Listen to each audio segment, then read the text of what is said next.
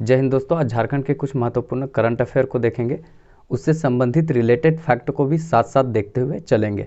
जितना भी महत्वपूर्ण बात होगा हम सब कुछ बताते हुए चलेंगे।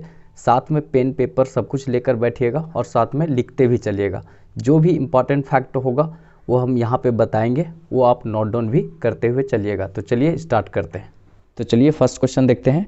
नीति आयोग के ताज़ा रिपोर्ट के अनुसार हेल्थ और न्यूट्रिशन के क्षेत्र में झारखंड का कौन सा जिला प्रथम स्थान प्राप्त किया है।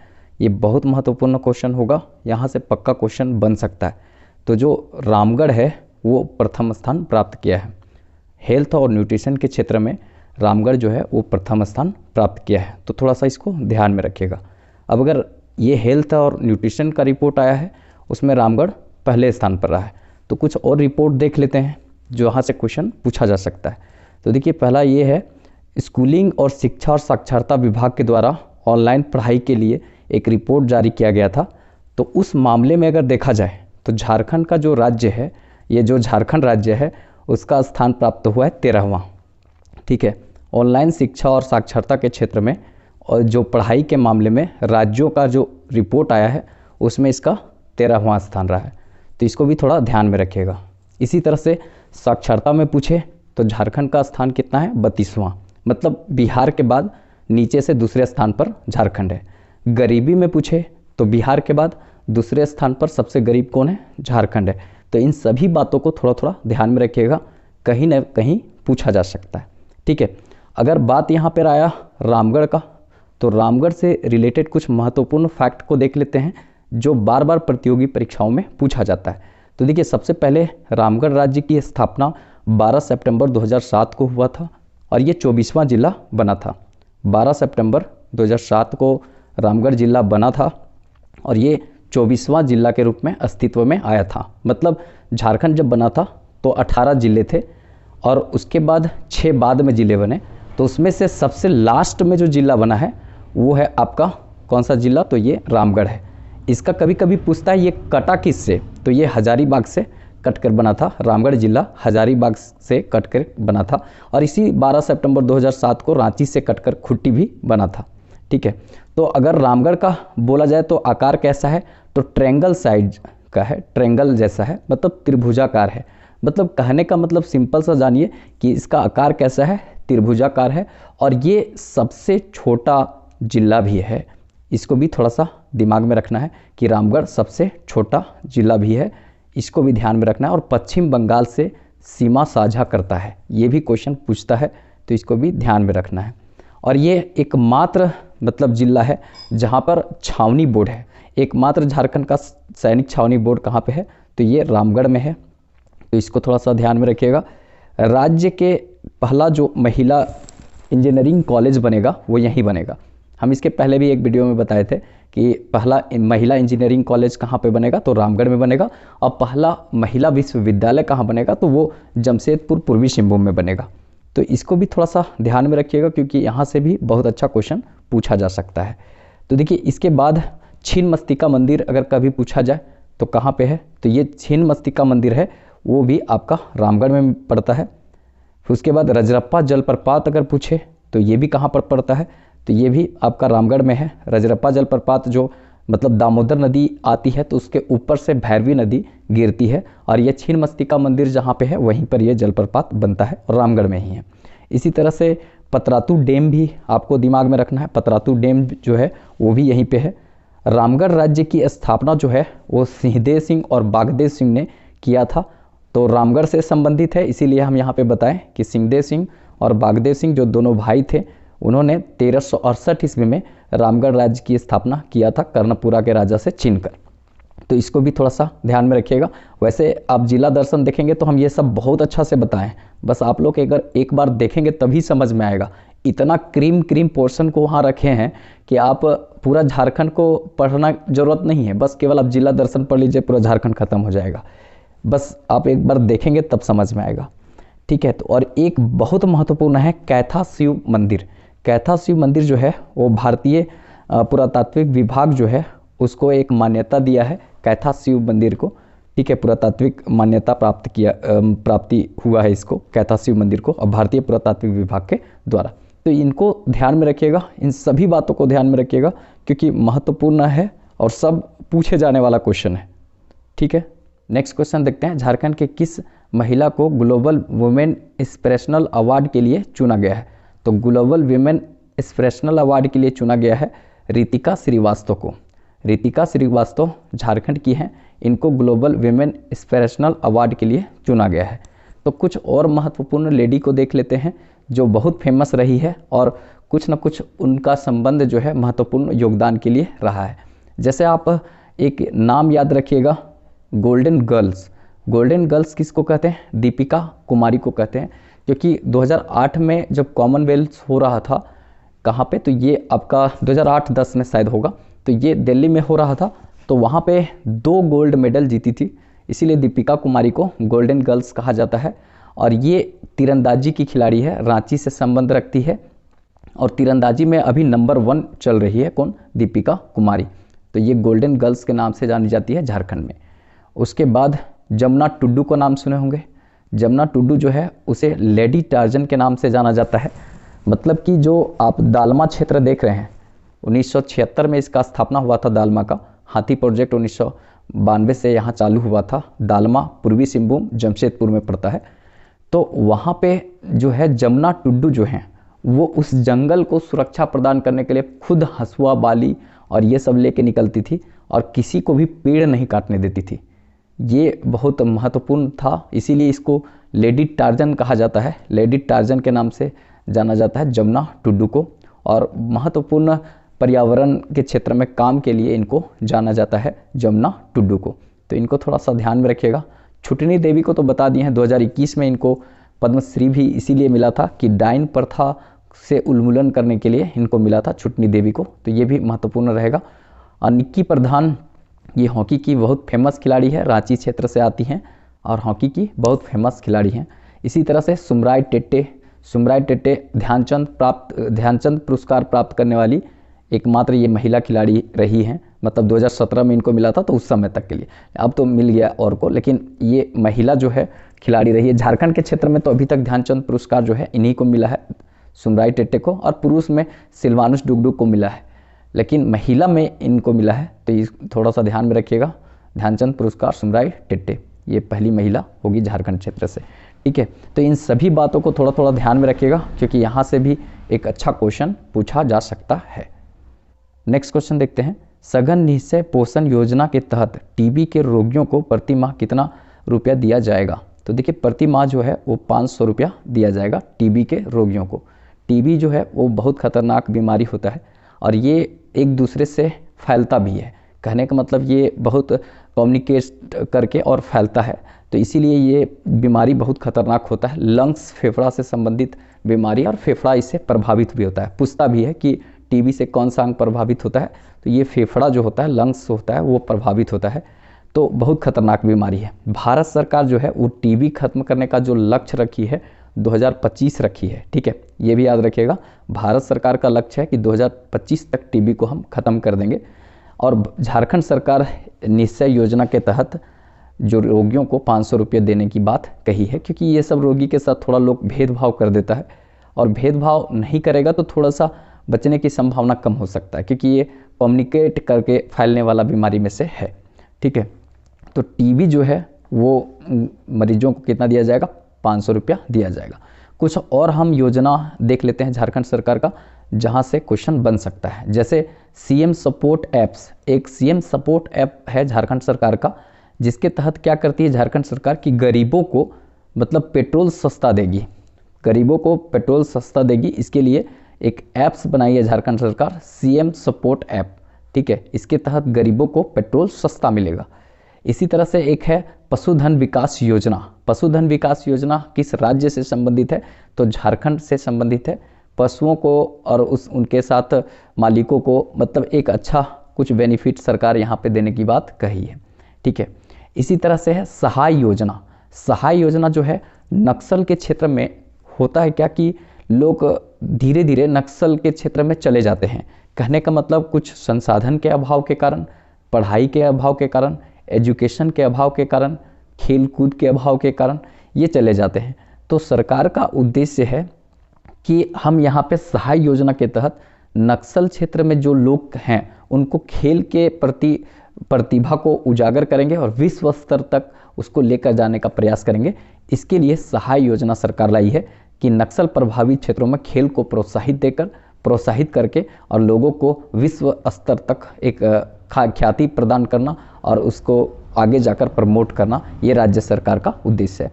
तो इसको थोड़ा सा ध्यान में रखिएगा। एक है झारखंड सरकार का हमारा अपन बजट। हमारा अपन बजट में सरकार का कहना है कि आप जो है वो अपना बजट में योगदान दीजिए। मतलब हर झारखंड वासी सरकार को सुझाव दे सकता है कि बजट में क्या होना चाहिए, क्या नहीं होना चाहिए। ये हमारा अपन बजट के तहत कर सकता है। तो ये भी झारखंड सरकार का है। आयुष्मान भारत योजना, आयुष्मान भारत योजना जो है वो झारखंड से चला था 2018 से, ठीक है, और ये पूरा भारत में लागू है। मतलब इसके तहत 5 लाख रुपया का इंश्योरेंस कवर करता है व्यक्ति को, ठीक है। तो ये 2018 में यहीं से रांची से चालू हुआ था आयुष्मान भारत। तो इसको भी थोड़ा ध्यान में रखना है। और आगे हम अगर देखें यहाँ पे तो सार्वजनिक पेंशन योजना, सार्वजनिक पेंशन योजना भी झारखंड सरकार का है। और इस योजना के तहत क्या किया जाता है कि मतलब सार्वजनिक पेंशन योजना जो है वो वृद्धों को और वैसे लोगों को जो समाज में वंचित हैं उनको इसका लाभ मिलेगा। जैसे 60 वर्ष से अधिक के लोगों को सार्वजनिक पेंशन योजना का लाभ मिलेगा। 18 वर्ष से अगर ऊपर है और अगर उनके पति मर गए, विधवा हो गई हैं, तो उस महिला को इसका लाभ मिलेगा। और दिव्यांग लोग हैं जो HIV एड्स जैसे बीमारियों से पीड़ित हैं, उनको इसका लाभ मिलेगा। तो इस तरह का मतलब लोग हैं, उसको सार्वजनिक पेंशन योजना के तहत उसको समाज में उठाने का प्रयास किया जाएगा। तो इसको भी थोड़ा ध्यान में रखिएगा। और जैसे विदेश में, इसी क्वेश्चन में हम थोड़ा सा एक जोड़ दिए हैं कि अगर कोई विदेश में कमाने जाता है, झारखंड का कोई भी श्रमिक विदेश में कमाने जाता है और वहाँ पर अगर किसी भी तरह से उसकी आकस्मिक मृत्यु हो जाता है तो उसको क्या लाभ देगी झारखंड सरकार? तो 5 लाख रुपया का लाभ देगी झारखंड सरकार। मतलब कोई भी श्रमिक अगर विदेश जाता है और विदेश जाने के बाद उसकी मृत्यु हो जाती है तो सरकार जो है, झारखंड सरकार 5 लाख रुपया का लाभ देगी। तो इसको भी थोड़ा सा ध्यान में रखिएगा। ये योजना, ऐप्स, ये सबसे संबंधित था, तो हम इसको एक ही जगह रखने का प्रयास किए जो अभी हाल फिलहाल में चर्चित है। और जो नया नया है वो योजनाएं तो बहुत है, ऐप्स बहुत है, पुराना बहुत सारा है, लेकिन हम यहाँ पे करंट अफेयर की दृष्टि से जो महत्वपूर्ण लगा, जो अभी हाल फिलहाल में चर्चे में है, उन सभी को रखने का प्रयास किए हैं। नेक्स्ट क्वेश्चन देखते हैं। झारखंड सरकार ने निम्न में से कौन सी घटना को आपदा घोषित किया है? मतलब झारखंड सरकार जो है वो हाल फिलहाल में आपदा घोषित किया है कौन सी घटना को? तो ये सड़क दुर्घटना को आपदा घोषित किया है झारखंड सरकार। देखिए भाई, सड़क दुर्घटना कहीं भी होता है तो सबसे पहले प्राथमिक उपचार उसे दिया जाना चाहिए। अगर आप कहीं भी सड़क में जा रहे हो, अगर कोई भी वैसा संदिग्ध स्थिति में मिल जाए जो किसी तरह से मतलब दुर्घटना का शिकार हुआ है रोड में, तो आप उसकी थोड़ा मतलब मदद करें, वैसे लोगों को हेल्प करें और उसको कम से कम प्राथमिक उपचार तक पहुंचा दें जिससे कि उसकी जान बच सके। पहले के समय में लोग क्या करता था कि नहीं, ऐसा लगता था कि पुलिस कंप्लेन हो जाएगा हम अगर उठा के हॉस्पिटल ले जाते हैं तो इस तरह की बहुत दिक्कतें थी। बाद में झारखंड सरकार ने इसका क्लियर किया कि नहीं, जो आदमी बचाने में हेल्प करेगा उसको हम कुछ पुरस्कार भी देंगे, ठीक है। मतलब अगर पुरस्कार देंगे तो इससे क्या होगा कि लोग प्रेरित होगा कि नहीं बचाना चाहिए और उस पर कोई कार्रवाई नहीं होगी, कोई पूछताछ नहीं होगी। तब आप लोग जागरूक थोड़ा हो गया, नहीं तो पहले लोग मरता हुआ छोड़ दिया जाता, मतलब मरता हुआ छोड़ देता था। तो ऐसा नहीं करिए। कभी भी सड़क दुर्घटना होता है तो समझिए वो अपना ही एक मानवता के थ्रू, या तो अपना एक भाई समझिए या बहन समझिए उसे, जो भी व्यक्ति अगर उससे ग्रसित है तो उसे हॉस्पिटल तक जरूर पहुंचाइए। ये मेरा एक रिक्वेस्ट रहेगा आप सबका। तो झारखंड सरकार जो है सड़क दुर्घटना, क्योंकि दिनों दिन बढ़ते जा रहा है, तो इसको आपदा घोषित कर दी है झारखंड सरकार। तो इसको थोड़ा सा दिमाग में रखना है। अब जो है भारत जो राष्ट्रीय आपदा प्रबंधन अधिनियम अगर कभी पूछा जाए कि कब आया था, आपदा का बात है तो इसीलिए हम बता देते हैं कि राष्ट्रीय आपदा प्रबंधन जो अधिनियम है, एक्ट जो है, वो बना था 2005 का एक्ट है और इसका गठन 2006 में हुआ था। आप देखेंगे 7 to 10th JPSC में ये क्वेश्चन पूछ दिया था कि आपदा प्रबंधन, राष्ट्रीय आपदा प्रबंधन अधिनियम जो है, वो अधिनियम नहीं पूछा था, राष्ट्रीय आपदा प्रबंधन का गठन कब हुआ है। तो 2006 वहाँ पे ऑप्शन था, बहुत लोग 2005 लगाएं। भाई साहब राष्ट्रीय आपदा प्रबंधन अधिनियम 2005 ये एक्ट है, लेकिन इसका गठन उस एक्ट के तहत 2006 में हुआ है। ठीक है, तो इसको दिमाग में थोड़ा रखिएगा। और झारखंड राज्य आपदा प्रबंधन प्राधिकरण का गठन जो है वो 28 मई 2010 को हुआ था। ठीक है, तो इसको भी इसके साथ ध्यान में रखिएगा। 28 मई 2010 को झारखंड राज्य आपदा प्रबंधन प्राधिकरण का गठन हुआ था। तो साथ में दिमाग में रखिएगा, क्योंकि यहाँ से बहुत बढ़िया क्वेश्चन पूछा जाता है। अब यहाँ पे बात आता है आपदा का। तो देखिए, आपदा में अगर देखा जाए तो झारखंड में एक आपदा यहाँ पे नहीं होता है। अब कौन सा आपदा यहाँ पे नहीं आता है? बाढ़। झारखंड में बाढ़ जो है वो आपदा नहीं है, क्योंकि एक्चुअली में ये पठारी एरिया है, तो जितनी भी नदियाँ निकलती है वो कहने का मतलब है कि पठारी के क्षेत्र में से बहती है और नीचे की ओर प्रवाहित होती है। तो यहाँ पे मैदानी एरिया नहीं है, तो बाढ़ का चपेट बहुत कम पड़ता है झारखंड में। तो बाढ़ जो है यहाँ के लिए आपदा नहीं है। बाकी जंगल का आग हो गया, सूखा हो गया, भूस्खलन हो गया, फिर उसके बाद भूकंप हो गया, ये सब आपदा झारखंड में है, लेकिन बाढ़ जैसी आपदा यहाँ नहीं है। तो इसको भी थोड़ा दिमाग में रखिएगा, कभी कभी क्वेश्चन 1-2 बार पूछा है तो हम आपको बता दिए। आपदा जो होता है उसमें ज़्यादातर देखेंगे रेशियो जो होता है खर्च का, वो होता है 75:, कितना होता है 25, मतलब 75% जो है वो केंद्र सरकार खर्च करती है और 25% राज्य सरकार करती है। लेकिन कभी कभी राज्य सरकार हिस्सा और बढ़ा देती है, वो आपदा पर डिपेंड करता है कैसा है। लेकिन ये एक रेशियो बनता है केंद्र और राज्य का 75:25 का। ठीक है, इसको दिमाग में रखना है। अब यहाँ पे बात आता है कि सबसे प्रदूषित अगर देखा जाए, ध्वनि प्रदूषण के दृष्टि से अगर सबसे प्रदूषित अगर देखा जाए झारखंड में कौन सा एरिया है, ये भी एक प्रकार से आपदा ही बोला जा सकता है, प्रदूषण भी बहुत बड़ा आपदा है। तो ये प्रदूषण देखा जाए, ध्वनि प्रदूषित सबसे ज़्यादा है धनबाद। ठीक है, और अगर ग्रीन हाउस इफेक्ट में सबसे खराब स्थिति में है गिरिडीह, ये भी याद रखिएगा। जैसे ग्रीन हाउस इफेक्ट बढ़ रहा है सबसे ज़्यादा कहाँ? गिरिडीह में। सबसे ज़्यादा प्रदूषित ध्वनि प्रदूषण कहाँ होता है? तो ये धनबाद में होता है। ध्वनि प्रदूषण से संबंध किससे है? तो याद रखिएगा ग्रीन मफलर का संबंध ध्वनि प्रदूषण से है। अब यहाँ पे कुछ बात बहुत महत्वपूर्ण है। जैसे बिरसा मुंडा कृषि विश्वविद्यालय है, वो सूखा के क्षेत्र का निगरानी करती है। बिरसा मुंडा कृषि विश्वविद्यालय है रांची, वो सूखा से संबंधित निगरानी करती है। ISM धनबाद को दिया गया है खनन आपदा के देखरेख के लिए, इसको सौंपा गया है ISM धनबाद को। BIT मिश्रा भूकंप से संबंधित जितना भी बात होता है उस पर स्टडी करती है। और जैसे कराची जो है वो बाढ़, जंगल में आग और सूखा जैसे जो आपदा होती हैं उसका प्रबंधन करता है। और याद रखिएगा राज्य में आपदा प्रबंधन का जो प्रमुख होता है वो राज्य का मुख्यमंत्री होता है, और देश में आपदा प्रबंधन के लिए जो संस्था होती है उसका प्रमुख जो होता है वो प्रधानमंत्री होता है। इन सभी बातों को दिमाग में रखिएगा, क्योंकि यहाँ से अच्छा क्वेश्चन बन सकता है। हम एडिशनल फैक्ट बताते हैं, वो कितना आप लोग को अच्छा लगता है हमको ज़रूर रिप्लाई करके बताइएगा। और थोड़ा चैनल को सपोर्ट कीजिए, क्योंकि ये नया चैनल है। भाई लोग कम से कम जल्दी से 1000 तो पहुँचा दो सब्सक्राइबर यार, देखने में अच्छा लगेगा। कम से कम 1K लिखा जाएगा, थोड़ा सा सपोर्ट तो कर दो आप लोग। एक ग्रुप में आप लोग शेयर कर दो इस वीडियो को यार, प्लीज़ थोड़ा शेयर कर दो यार। कहने का मतलब जल्दी नहीं बोलते हैं इसलिए कि टाइम आप लोग का ख़राब ना हो, मतलब पढ़ने पर, और हम भी पढ़ाने पर जोर देते हैं। लेकिन थोड़ा सपोर्ट कीजिए आप लोग, एक ग्रुप में कम से कम शेयर कर दीजिए, अपने दोस्तों का ग्रुप में ज़रूरतमंद लोगों तक कर दीजिए, जिससे हम लोग का थोड़ा सपोर्ट हो जाए।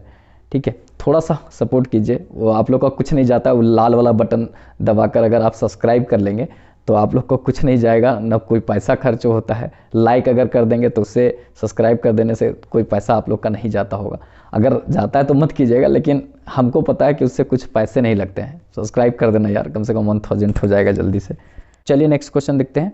झारखंड के मुख्यमंत्री ने किसकी खेती को कृषि का दर्जा देने की घोषणा की है? तो लाह की खेती को कृषि का दर्जा देने की घोषणा की है। एक प्रकार का ये लट्ठा होता है, लाह जो चूड़ियाँ उड़ियाँ बनाने के लिए काम देता है, लातेहार क्षेत्र में बहुत अधिक होता है। तो लाह जो है वो चूड़ी उद्योगों में ज़्यादातर काम होता है। ये आप लोग शायद नहीं देखे होंगे इसको, आप जब जाएंगे लातेहार साइड तो वहाँ पे देखेंगे पेड़ों से ये निकलता है लट्ठा। और ये लाह जो है वो समझिए तो झारखंड इसका मोनोपोली टाइप का है। मोनोपोली मतलब एकाधिकार, मतलब और जगह लाह नहीं होता है। ज़्यादातर लाह जो है वो थोड़ा मोड़ा छत्तीसगढ़ साइड में होता है जो इससे लगता है, लेकिन सबसे ज़्यादा जो है वो लगभग 60% के आसपास में लाह जो है वो झारखंड में होता है। तो कुल मिला के लाह की खेती को झारखंड के मुख्यमंत्री जो हैं हेमंत सोरेन, उन्होंने क्या है यहाँ पे लाह की खेती को दर्जा दिया है कृषि का। तो कृषि का दर्जा लाह की खेती को दिया गया है। अब यहाँ पे एग्रीकल्चर का बात आया तो ध्यान में रखिएगा, कुछ जो है वो एडिशनल फैक्ट यहाँ पे दिमाग में रखना है। जैसे सबसे पहले यहाँ पर देखेंगे कुल क्षेत्रफल जितना है झारखंड का, उसका 22.7% भूमि पर कृषि कार्य किया जाता है। 22.7% भूमि पर कृषि कार्य किया जाता है, लेकिन शुद्ध जो बोया गया क्षेत्र है जिस पर सिंचाई की सुविधा उपलब्ध हो वो 11% भाग है। ठीक है, 76% आबादी जो है वो झारखंड में कृषि क्षेत्र में लगी हुई है और जीडीपी में कृषि का योगदान जो झारखंड में है वो 23.8% के आसपास में है।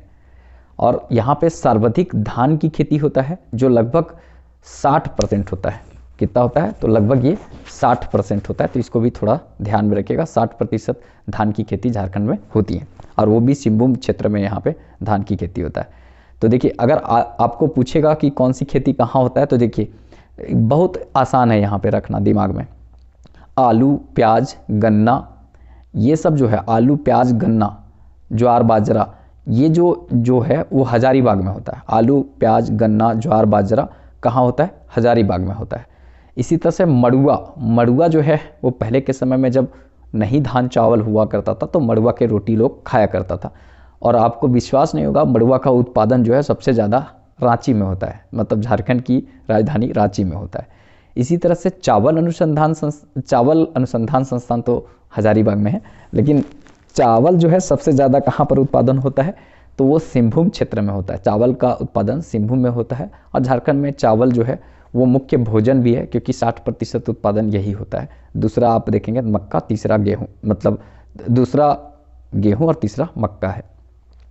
और इसके बाद छोड़ दीजिए सब कुछ, तो सब कुछ पलामू मार दीजिएगा। जैसे कि आपको पूछे गेहूँ कहाँ होता है? पलामू में। मक्का कहाँ होता है? तो आपका पलामू में। मूंगफली कहाँ होता है? पलामू में। चना कहाँ होता है? पलामू में। जौ कहाँ होता है? पलामू में। मतलब आलू, प्याज, गन्ना हजारीबाग, ज्वार बाजरा हजारीबाग, मड़ुआ रांची, चावल सिंहभूम, बाकी सब लगा देना है कहाँ पे? तो ये मतलब लगा देना है पलामू। तो इसको थोड़ा सा ध्यान में रखिएगा क्योंकि यहाँ से भी एक अच्छा क्वेश्चन पूछा जा सकता है। नेक्स्ट क्वेश्चन देखते हैं। हाल ही में पर्यटन निर्देशालय ने झारखंड के किस महान योद्धा के घर को म्यूजियम बनाने की घोषणा की है? मतलब एक महान योद्धा झारखंड के रहे हैं, उनके घर को म्यूजियम बनाएगा। तो ये घोषणा किया गया है, मतलब किनके घर को? तो ये अल्बर्ट एक्का के घर को म्यूजियम के रूप में बनाया जाएगा। आप लोग में से बहुत लोग अल्बर्ट एक्का को जानते होंगे, लेकिन हम अल्बर्ट एक्का का यहाँ कुछ यूनिक बात भी हम आपको बता देते हैं क्योंकि ये बहुत महत्वपूर्ण रहेगा।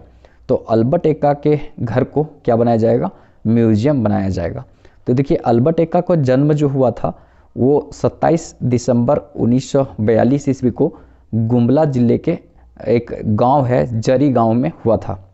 गुमला जिला है झारखंड का जो रांची से ही कट के बना है। तो गुमला जिला का एक गांव है जड़ी गांव, तो जड़ी गांव में इनका जन्म हुआ था। देखिए अल्बर्ट एक्का प्रखंड भी है, अगर आप गुमला में जाएंगे तो अल्बर्ट एक्का प्रखंड है, लेकिन अल्बर्ट एक्का प्रखंड में अल्बर्ट एक्का का जन्म नहीं हुआ है। अल्बर्ट एक्का स्टेडियम गुमला में है, जड़ी गाँव में हुआ है। जड़ी वहाँ पर एक ब्लॉक भी है, ठीक है। तो जड़ी गांव में हुआ है, तो इसको दिमाग में रखिएगा। और ये बचपन में शिकार के बहुत पसंदीदा आदमी थे, मतलब शिकार करने में इनको बहुत इंटरेस्ट आता था। अगर आप अल्बर्ट एक्का का अगर रियल में कभी व्यू देखने को मिलेगा, बहुत लंबे चौड़े हट्टे कट्टे बड़ी मज़ेदार इंसान थे, मतलब जोश से भरे हुए इंसान थे। और कहने का मतलब हम लोग जैसा 10-20 को उठा के ऐसे फेंक देते हुए, मतलब बहुत अट्टा कट्टा इंसान थे अल्बर्ट एक्का। तो शिकार जो है वो करना इनको बहुत पसंद था। तो बाद में हुआ क्या कि मतलब ये सेना में जाना चाहते थे, कुल मिलाकर सेना में इनको सेवा करने का मौका मिला, ठीक है। तो सेना में इनको लांस नायक एक ग्रुप था, उसका बटालियन का इनको हेड बनाया गया और त्रिपुरा क्षेत्र में मतलब भेजा गया। त्रिपुरा आपको पता है एकदम नीचे से, बांग्लादेश से 3 साइड से घिरा हुआ है त्रिपुरा, वहाँ पे इनको दिया गया। बटालियन एक दिया गया था जिसमें 14 गार्ड्स थे, 14 मतलब इनके साथ और लोग थे, और इनको लांस नायक ग्रुप का हेड बनाया गया, ब्रिगेडियर बनाया गया और भेजा गया। आपको पता है कि जिस समय का बात हम कर रहे हैं लगभग ये 1971 का बात कर रहे हैं, तो उस समय बांग्लादेश जो है वो पूर्वी पाकिस्तान के नाम से जाना जाता था, और जो अभी का पाकिस्तान है वो पश्चिमी पाकिस्तान के नाम से जाना जाता था, लेकिन था पाकिस्तान ही। तो उनको त्रिपुरा साइड में इसलिए भेजा गया था क्योंकि त्रिपुरा तीनों ओर से है, वो बांग्लादेश से घिरा हुआ है, और पाकिस्तान का जो सप्लाई है, मतलब एक प्रकार से बांग्लादेश को उस समय समझिए पूर्वी पाकिस्तान, तो पूर्वी पाकिस्तान का कुछ भी सप्लाई जो आए और वहाँ पे बांग्लादेश के साइड में घुस जाए, तो उसको रोकने के लिए इनको तैनात किया गया था, इनका बटालियन को तैनात किया गया था त्रिपुरा में। और त्रिपुरा में जो तैनात किया गया था वो त्रिपुरा की राजधानी अगरतला से लगभग 6 किलोमीटर दूर जो है वो एक गंगा सागर नाम का जगह है, तो वहाँ पे तैनात किया गया था। गंगा सागर नाम के जगह पर त्रिपुरा में इनको मतलब वहाँ पे तैनात किया गया था अपने बटालियन के साथ। लेकिन हुआ क्या कि 3 दिसंबर 1971 ईस्वी को, मतलब यहाँ पे पाकिस्तानी लोग जो हैं वो पूरी तरीक़ा से टैंकों से हमला कर देते हैं। कहने का मतलब है कि इनके पास रहता है नॉर्मल बंदूक, इनके पास कुछ भी नहीं रहता है, और उधर से टैंकों से हमला हो जाता है। अब जब टैंकों से हमला हो जाता है, इनके पास ज़्यादा लोग भी नहीं थे, तो होता क्या है कि ये हिम्मत नहीं हारते। बोला जाता है कि टैंकों से जब उधर से हमला हो रहा होता है तो ये भी उसका जवाबी देते हैं, और ये भी अपने तरह से पूरा मेहनत करते हैं, और अपने दोस्तों को बचाने के लिए खुद का जान जो है वो निछावर करने के लिए आगे दौड़ते हैं, और एक एक करके 8 टैंकों को अकेले उड़ा देते हैं। मतलब पाकिस्तान के एक एक करके 8 टैंकों को ये अकेले उड़ा देते हैं। बोला जाता है कि लोग बंदूकों से, मतलब आधुनिकतम बंदूकों से हमला कर रहे थे, कोई 2 तिल्ला बिल्डिंग के ऊपर से। तो बोला जाता है कि मतलब रेंगते हुए, क्योंकि इनका बहुत सारा गोलियां लग चुका था, और रेंगते हुए चढ़कर और ऊपर में जितने भी कातिल थे जो मेरे देश के साथ गद्देदारी कर रहे थे या देश के साथ मतलब लड़ाई कर रहे थे, तो उनको पूरी तरीक़ा से मारे, और मारने के बाद अपने दोस्तों को जान बचाने का काम किए थे, और उस दौरान जो है वो खुद शहीद हो गए थे। तो इनकी मृत्यु जो है वो 3 दिसंबर 1971 ईस्वी को त्रिपुरा के गंगा सागर नामक जगह पर इनका मृत्यु हो गया था। 3 दिसंबर 1971 को ये लड़ते हुए शहीद हुए थे। बाद में इनको भारत सरकार जो है 1972 ईस्वी में अल्बर्ट एक्का को परमवीर चक्र से नवाजा था। तो परमवीर चक्र जो है वो पाने वाले ये झारखंड के पहले व्यक्ति हैं। कहने का मतलब है कि अभी तक परमवीर चक्र तो हमको लगता है कि नहीं, अभी तक किसी को नहीं मिला है, मात्र एक अल्बर्ट एक्का हैं जिनको मतलब अपने बलिदान के लिए, देश के प्रति अपना बलिदान के लिए इनको परमवीर चक्र से नवाजा गया है, और ये महान झारखंड के एक योद्धा रहे हैं। तो जिनसे संबंधित जितना भी महत्वपूर्ण फैक्ट था, जन्म 1942 याद रखिएगा 27 दिसंबर को, गुमला जरी गांव थोड़ा याद रखिएगा, और उसके बाद 3 दिसंबर 1971 को त्रिपुरा गंगा सागर नामक जगह पर इनकी मृत्यु हो गया, और लड़ाई था 3 दिसंबर 1971 को पाकिस्तान के साथ, उसी में ये शहीद हुए थे। ठीक है, तो इन सभी बातों को याद रखिएगा, क्योंकि हमें इनकी शहीदी को हमेशा याद रखना चाहिए दिलों में, क्योंकि ये सब ऐसे इंसान रहे हैं जो देश के सुरक्षा के लिए और देश की रक्षा के लिए अपना जान निछावर कर दिए। तो इनके परिवार को और इनको तहे दिल से हमें सैल्यूट करना चाहिए, और हमेशा कोशिश करना चाहिए कि पहले देश, उसके बाद हम और आप हैं। ठीक है, तो कुल मिलाकर इस तरह का जो करंट अफेयर है वो हम देने का प्रयास किए। कैसा लगा आप लोग थोड़ा सा फीडबैक जरूर दीजिएगा। तो फर्स्ट क्वेश्चन देखते हैं, बीआईटी सिंदरी का विकास किस संस्था के तर्ज पर किया जाएगा। बीआईटी सिंदरी का विकास जो है वो किस संस्था के तर्ज पर किया जाएगा, तो institute of chemical technology Mumbai के तर्ज पर किया जाएगा। अब ये बीआईटी जो सिंदरी है वो कहाँ पर स्थित है, तो आपको नाम से ही पता होगा कि बीआईटी सिंदरी का बात हो रहा है, तो ये धनबाद में स्थित है। देखिए, सबसे पहले इसकी स्थापना जो हुआ था बीआईटी सिंदरी का 1949 ईस्वी में हुआ था, और ये बिहार इंस्टीट्यूट ऑफ टेक्नोलॉजी था, क्योंकि 1949 का बात अगर करें तो इस समय झारखंड जो है वो बिहार में ही शामिल था, तो उस समय उसका नाम बिहार इंस्टीट्यूट ऑफ टेक्नोलॉजी था। लेकिन बाद में जब झारखंड 2000 ईस्वी में 15 नवंबर को अलग हुआ, तो इसका नाम जो है वो बिरसा इंस्टीट्यूट ऑफ टेक्नोलॉजी 2002 में कर दिया गया। तो 2002 में इसका नाम जो है वो बिरसा इंस्टीट्यूट ऑफ टेक्नोलॉजी हो गया। फुल फॉर्म है वो बदल गया, लेकिन शॉर्ट फॉर्म वही रहा। बीआईटी जो बिहार इंस्टीट्यूट ऑफ टेक्नोलॉजी का नाम था, वही बिरसा इंस्टीट्यूट ऑफ टेक्नोलॉजी भी रहा, लेकिन फुल फॉर्म जो है वो अलग अलग हो गया, शॉर्ट फॉर्म वही रहा BIT ही। तो इसको थोड़ा सा ध्यान में रखिएगा, बहुत महत्वपूर्ण क्वेश्चन बन सकता है। 2002 ईस्वी में BIT सिंदरी जो है उसका नाम बिहार इंस्टीट्यूट ऑफ टेक्नोलॉजी से बदलकर कर दिया गया था बिरसा इंस्टीट्यूट ऑफ टेक्नोलॉजी। इसको थोड़ा सा ध्यान में रखिएगा, बहुत बढ़िया क्वेश्चन पूछ सकता है। और इसी तरह से एक BIT मेसरा भी है। BIT मेसरा जो है वो रांची में स्थित है। 1955 ईस्वी में इसकी स्थापना हुआ था और ये बिरला इंस्टीट्यूट ऑफ टेक्नोलॉजी है। देखिए रांची वाला जो है वो बिरला इंस्टीट्यूट ऑफ टेक्नोलॉजी है, 1955 ईस्वी में इसका स्थापना हुआ था। और धनबाद वाला जो है वो बिरसा इंस्टीट्यूट ऑफ टेक्नोलॉजी है, और वो जो है वो बिहार से अलग होने के बाद इसका नामांकन हुआ था, पहले बिहार इंस्टीट्यूट ऑफ टेक्नोलॉजी था। तो इसको थोड़ा ध्यान में रखिएगा, अच्छा क्वेश्चन यहाँ से पूछा जा सकता है। कुछ अन्य फैक्ट भी देख लेते हैं धनबाद से, जैसे ISM जो धनबाद है, Indian school of mines Dhanbad, 1926 में इसका स्थापना हुआ था, जिसको 2016 ईस्वी में IIT का दर्जा प्रदान किया गया है। तो इसको थोड़ा सा ध्यान में रखिएगा, ISM धनबाद को IIT का दर्जा 2016 ईस्वी में दिया गया है। ये भी करंट ऑफ व्यू से बहुत महत्वपूर्ण होगा। विनोद बिहारी महतो कोलांचल विश्वविद्यालय जो है वो विनोबा भावे विश्वविद्यालय जो हजारीबाग में 1992 में बना था, उससे कट कर 2019 में विनोद बिहारी महतो कोलांचल विश्वविद्यालय बना है। ये भी एक प्रकार से करंट अफेयर ही है, बहुत महत्वपूर्ण रहेगा, इसको भी थोड़ा ध्यान में रखिएगा। इसी तरह से सिंदरी उर्वरक कारखाना जो है, सिंदरी उर्वरक कारखाना जो है 1951 ईस्वी में इसका स्थापना हुआ था, और ये भारत का पहला उर्वरक कारखाना है। 1951 में सिंदरी में ही बना था।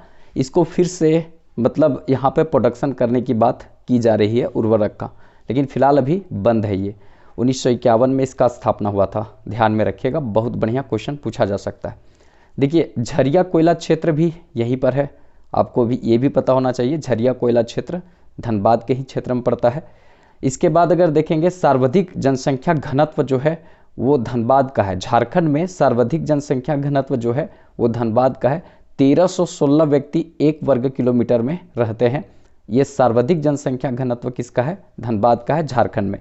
तो इसको भी ध्यान में रखिएगा। और सबसे कम जो है जनसंख्या घनत्व किसका है? तो सिमडेगा का है। सबसे कम सिमडेगा का है, 159 व्यक्ति प्रति वर्ग किलोमीटर में रहते हैं। और वहीं पर धनबाद में 1316 व्यक्ति प्रति वर्ग किलोमीटर रहते हैं। आपसे कभी पूछेगा हरी पहाड़ी कहाँ है, तो ये पर्यटन स्थल है और ये कहाँ पे है? धनबाद में। मुनिडी भटिंडा जलप्रपात कहाँ है? तो ये भी आपका धनबाद में पड़ेगा। तो ये सब चीज़ को थोड़ा ध्यान में रखिएगा। गैंग्स ऑफ वासेपुर कहाँ पर है? तो वो भी आपका यहीं पर है, मतलब धनबाद में ही पड़ता है। फिर उसके बाद कोयला राजधानी किसको बोलते हैं? तो इसी को बोलते हैं, धनबाद को बोलते हैं, ठीक है। और आगे कोयला हीरो की जो नगरी, इसी को बोलते हैं, धनबाद को बोलते हैं। यही जो नगरी है वहाँ पे 1880 ईस्वी में क्या लगा था? आग लगा था। बीपीएससी जो 67वीं हुआ था सबसे पहले, फिर उसके बाद तो री एग्जाम हुआ, लेकिन 67वीं बीपीएससी में ये क्वेश्चन पूछा था कि कौन सा कोयला क्षेत्र में सबसे पहले आग लगा था। तो ये धनबाद कोयला क्षेत्र था। 1880 ईस्वी में आग लगा हुआ है, अभी तक लगा हुआ है, ठीक है, इसको बुताया नहीं जा सका है। तो इस तरह से बहुत सारा जो फैक्ट है धनबाद से संबंधित हम सब बताने का प्रयास किए। ये क्वेश्चन कहीं ना कहीं पूछा जाएगा। देखिए करंट अफेयर नहीं पूछा जाएगा तो एडिशनल फैक्ट जो हम बता रहे हैं वो पूछा जाएगा, वो 100% पूछा जाएगा। तो उसको थोड़ा ध्यान में रखिएगा, बहुत बढ़िया क्वेश्चन बन सकता है।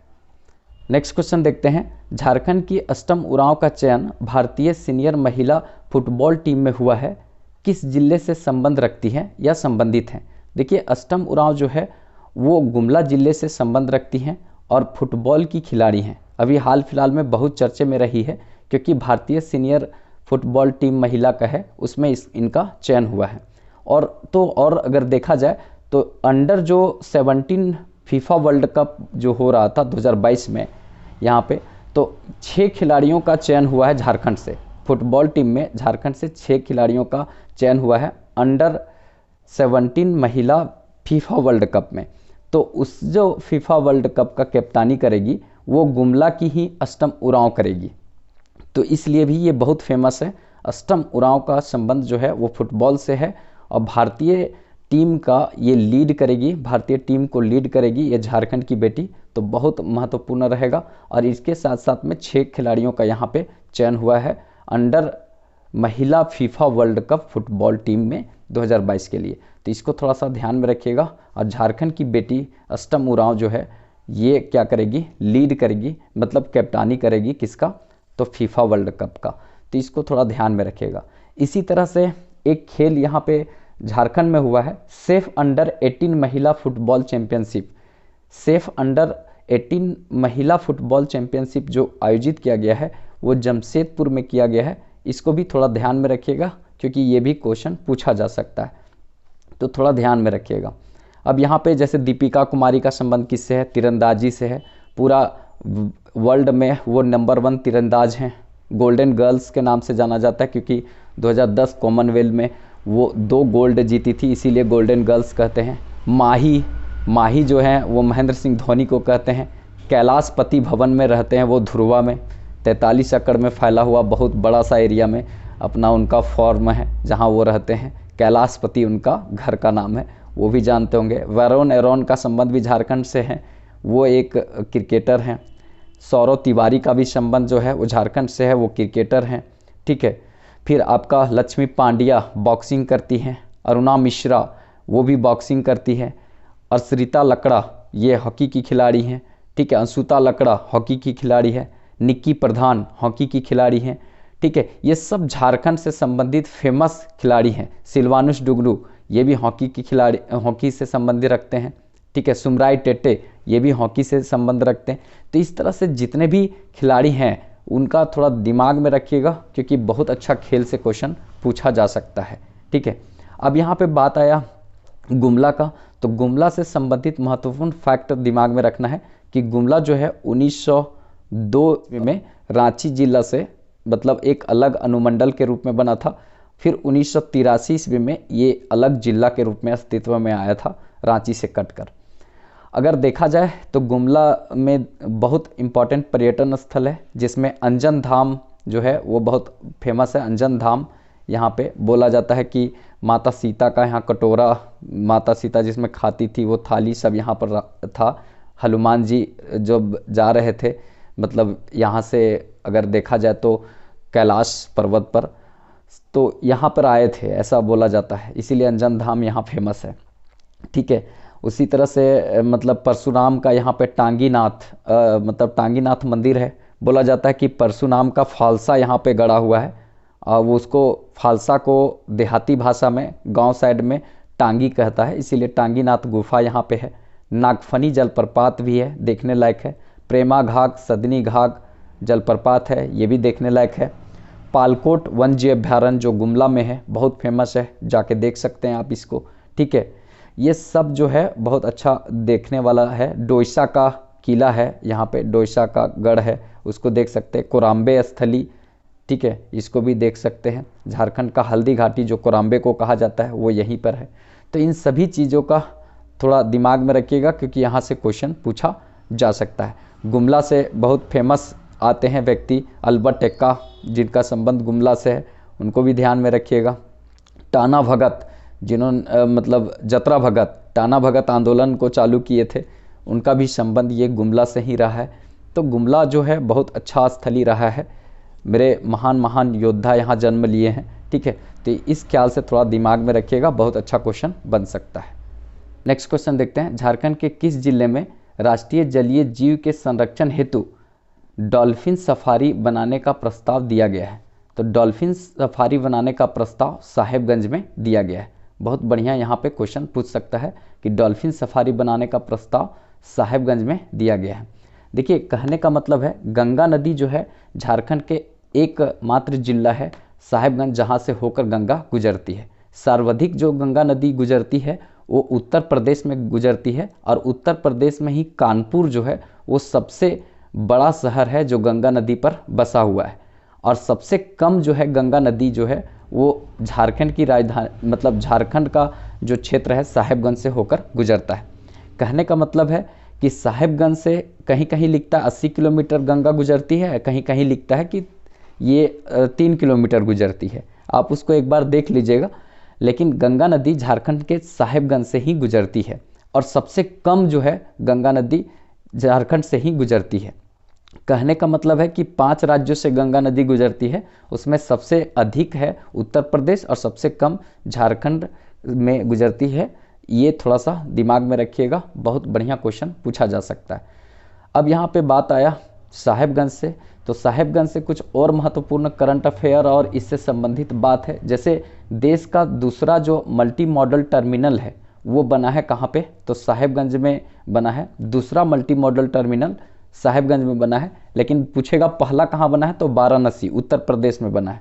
पहला वाराणसी उत्तर प्रदेश में और दूसरा कहाँ पर बना है, तो ये साहेबगंज में बना है। इसको दिमाग में थोड़ा रखिएगा, ठीक है। उसके बाद ये तो बता दिए कि मात्र गंगा नदी जो है वो साहेबगंज से होकर गुजरती है।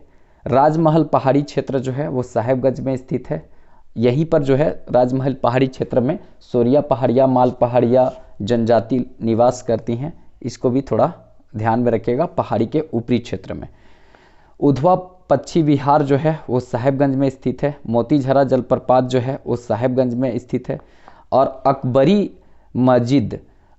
मस्जिद जो है वो साहेबगंज में है। ये बहुत बार क्वेश्चन पूछा झारखंड में कि अकबरी मस्जिद कहाँ पर है, तो ये साहेबगंज में स्थित है। इसको भी थोड़ा दिमाग में रखिएगा। साहेबगंज की स्थापना 17 मई 1983 ईस्वी को हुआ था। अब यहाँ पे देखिए डॉल्फिन का बात आया, तो डॉल्फिन से संबंधित और कुछ अन्य फैक्ट बता देते हैं। जैसे इस बार से 2021 से 5 अक्टूबर को राष्ट्रीय डॉल्फिन दिवस के रूप में मनाने की बात कही गई है। 5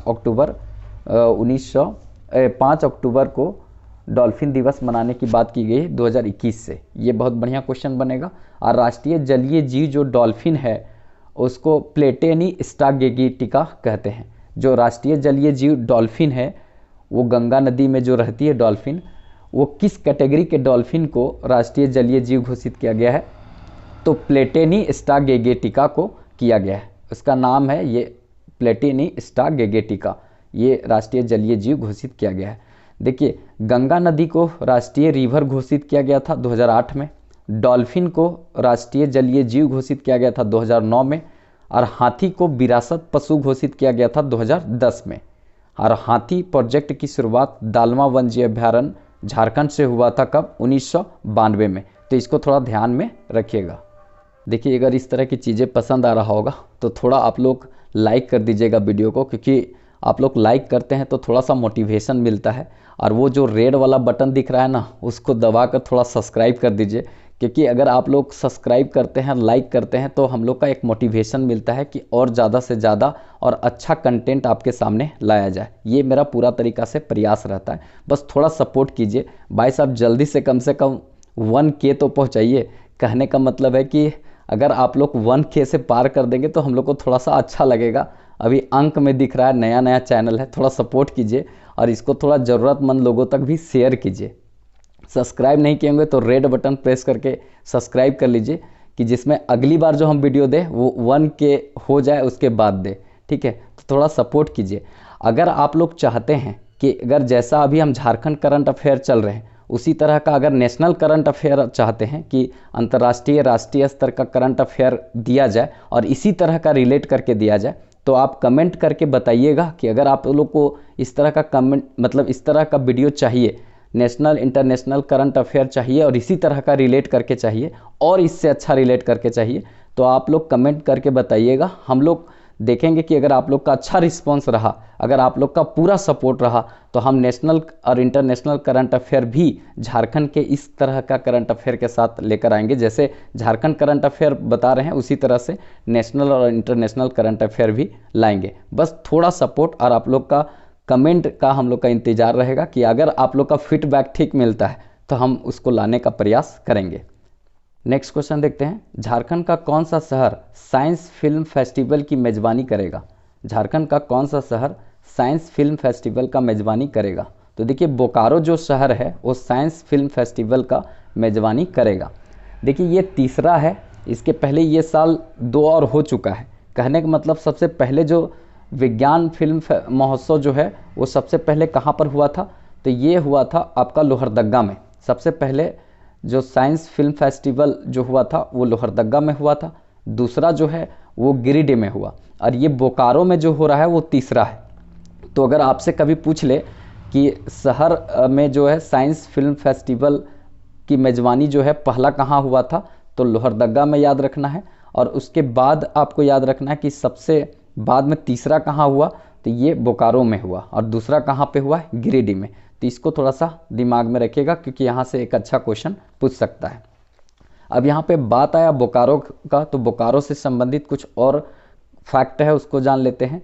जैसे सबसे पहले झारखंड में बोला जाता है कि तीसरा जो अंतर्राष्ट्रीय स्टेडियम बन रहा है वो कहाँ बन रहा है, तो ये आपका बोकारो में ही बन रहा है। 255 करोड़ की लागत से लगभग ये बन रहा है, तो ये दिमाग में थोड़ा रखना है। तीसरा देश का, पूरा दुनिया का सबसे बड़ा स्टेडियम जो बन रहा है वो जयपुर में बन रहा है, और पहला तो आप जान रहे हैं नरेंद्र मोदी स्टेडियम है अहमदाबाद गुजरात में, लेकिन झारखंड का तीसरा बोकारो में बन रहा है। इसको थोड़ा ध्यान में रखिएगा, बहुत बढ़िया यहाँ से क्वेश्चन पूछा जा सकता है। फिर उसके बाद अगर आपसे क्वेश्चन पूछा जाए कि कहने का मतलब एकमात्र गांव जो पहला वाईफाई वाला बना था झारखंड का, वो कस्मात बना था। 6ठी जेपीएससी में पूछा था, तो कस्मात ग्राम जो है वो सबसे पहला बना था वाईफाई वाला ग्राम। तो इसको भी थोड़ा ध्यान में रखिएगा। स्टील सिटी बोकारो की स्थापना जो है वो स्टील सिटी बोकारो का कब हुआ था, तो 1964 में हुआ था। स्टील कंपनी का स्थापना 1964 में हुआ था। उत्पादन 1972 में चालू हुआ था। तीसरी पंचवर्षीय योजना में हुआ था। और रूस बोलिए या तो यूएसएसआर सोवियत संघ के सहयोग से इसकी स्थापना हुआ था। इसी तरह से हथुआ पत्थर मेला मकर संक्रांति के दिन लगता है, वो बोकारो में ही लगता है। ठीक है। करगली कोयला क्षेत्र जो है वो सबसे बड़ा मतलब संरक्षित भंडार कोयला का है, वो यहीं पर है, करगली बोकारो में ही है। पर्वतपुर मीथेन गैस के लिए फेमस है, वो भी आपका बोकारो में ही है।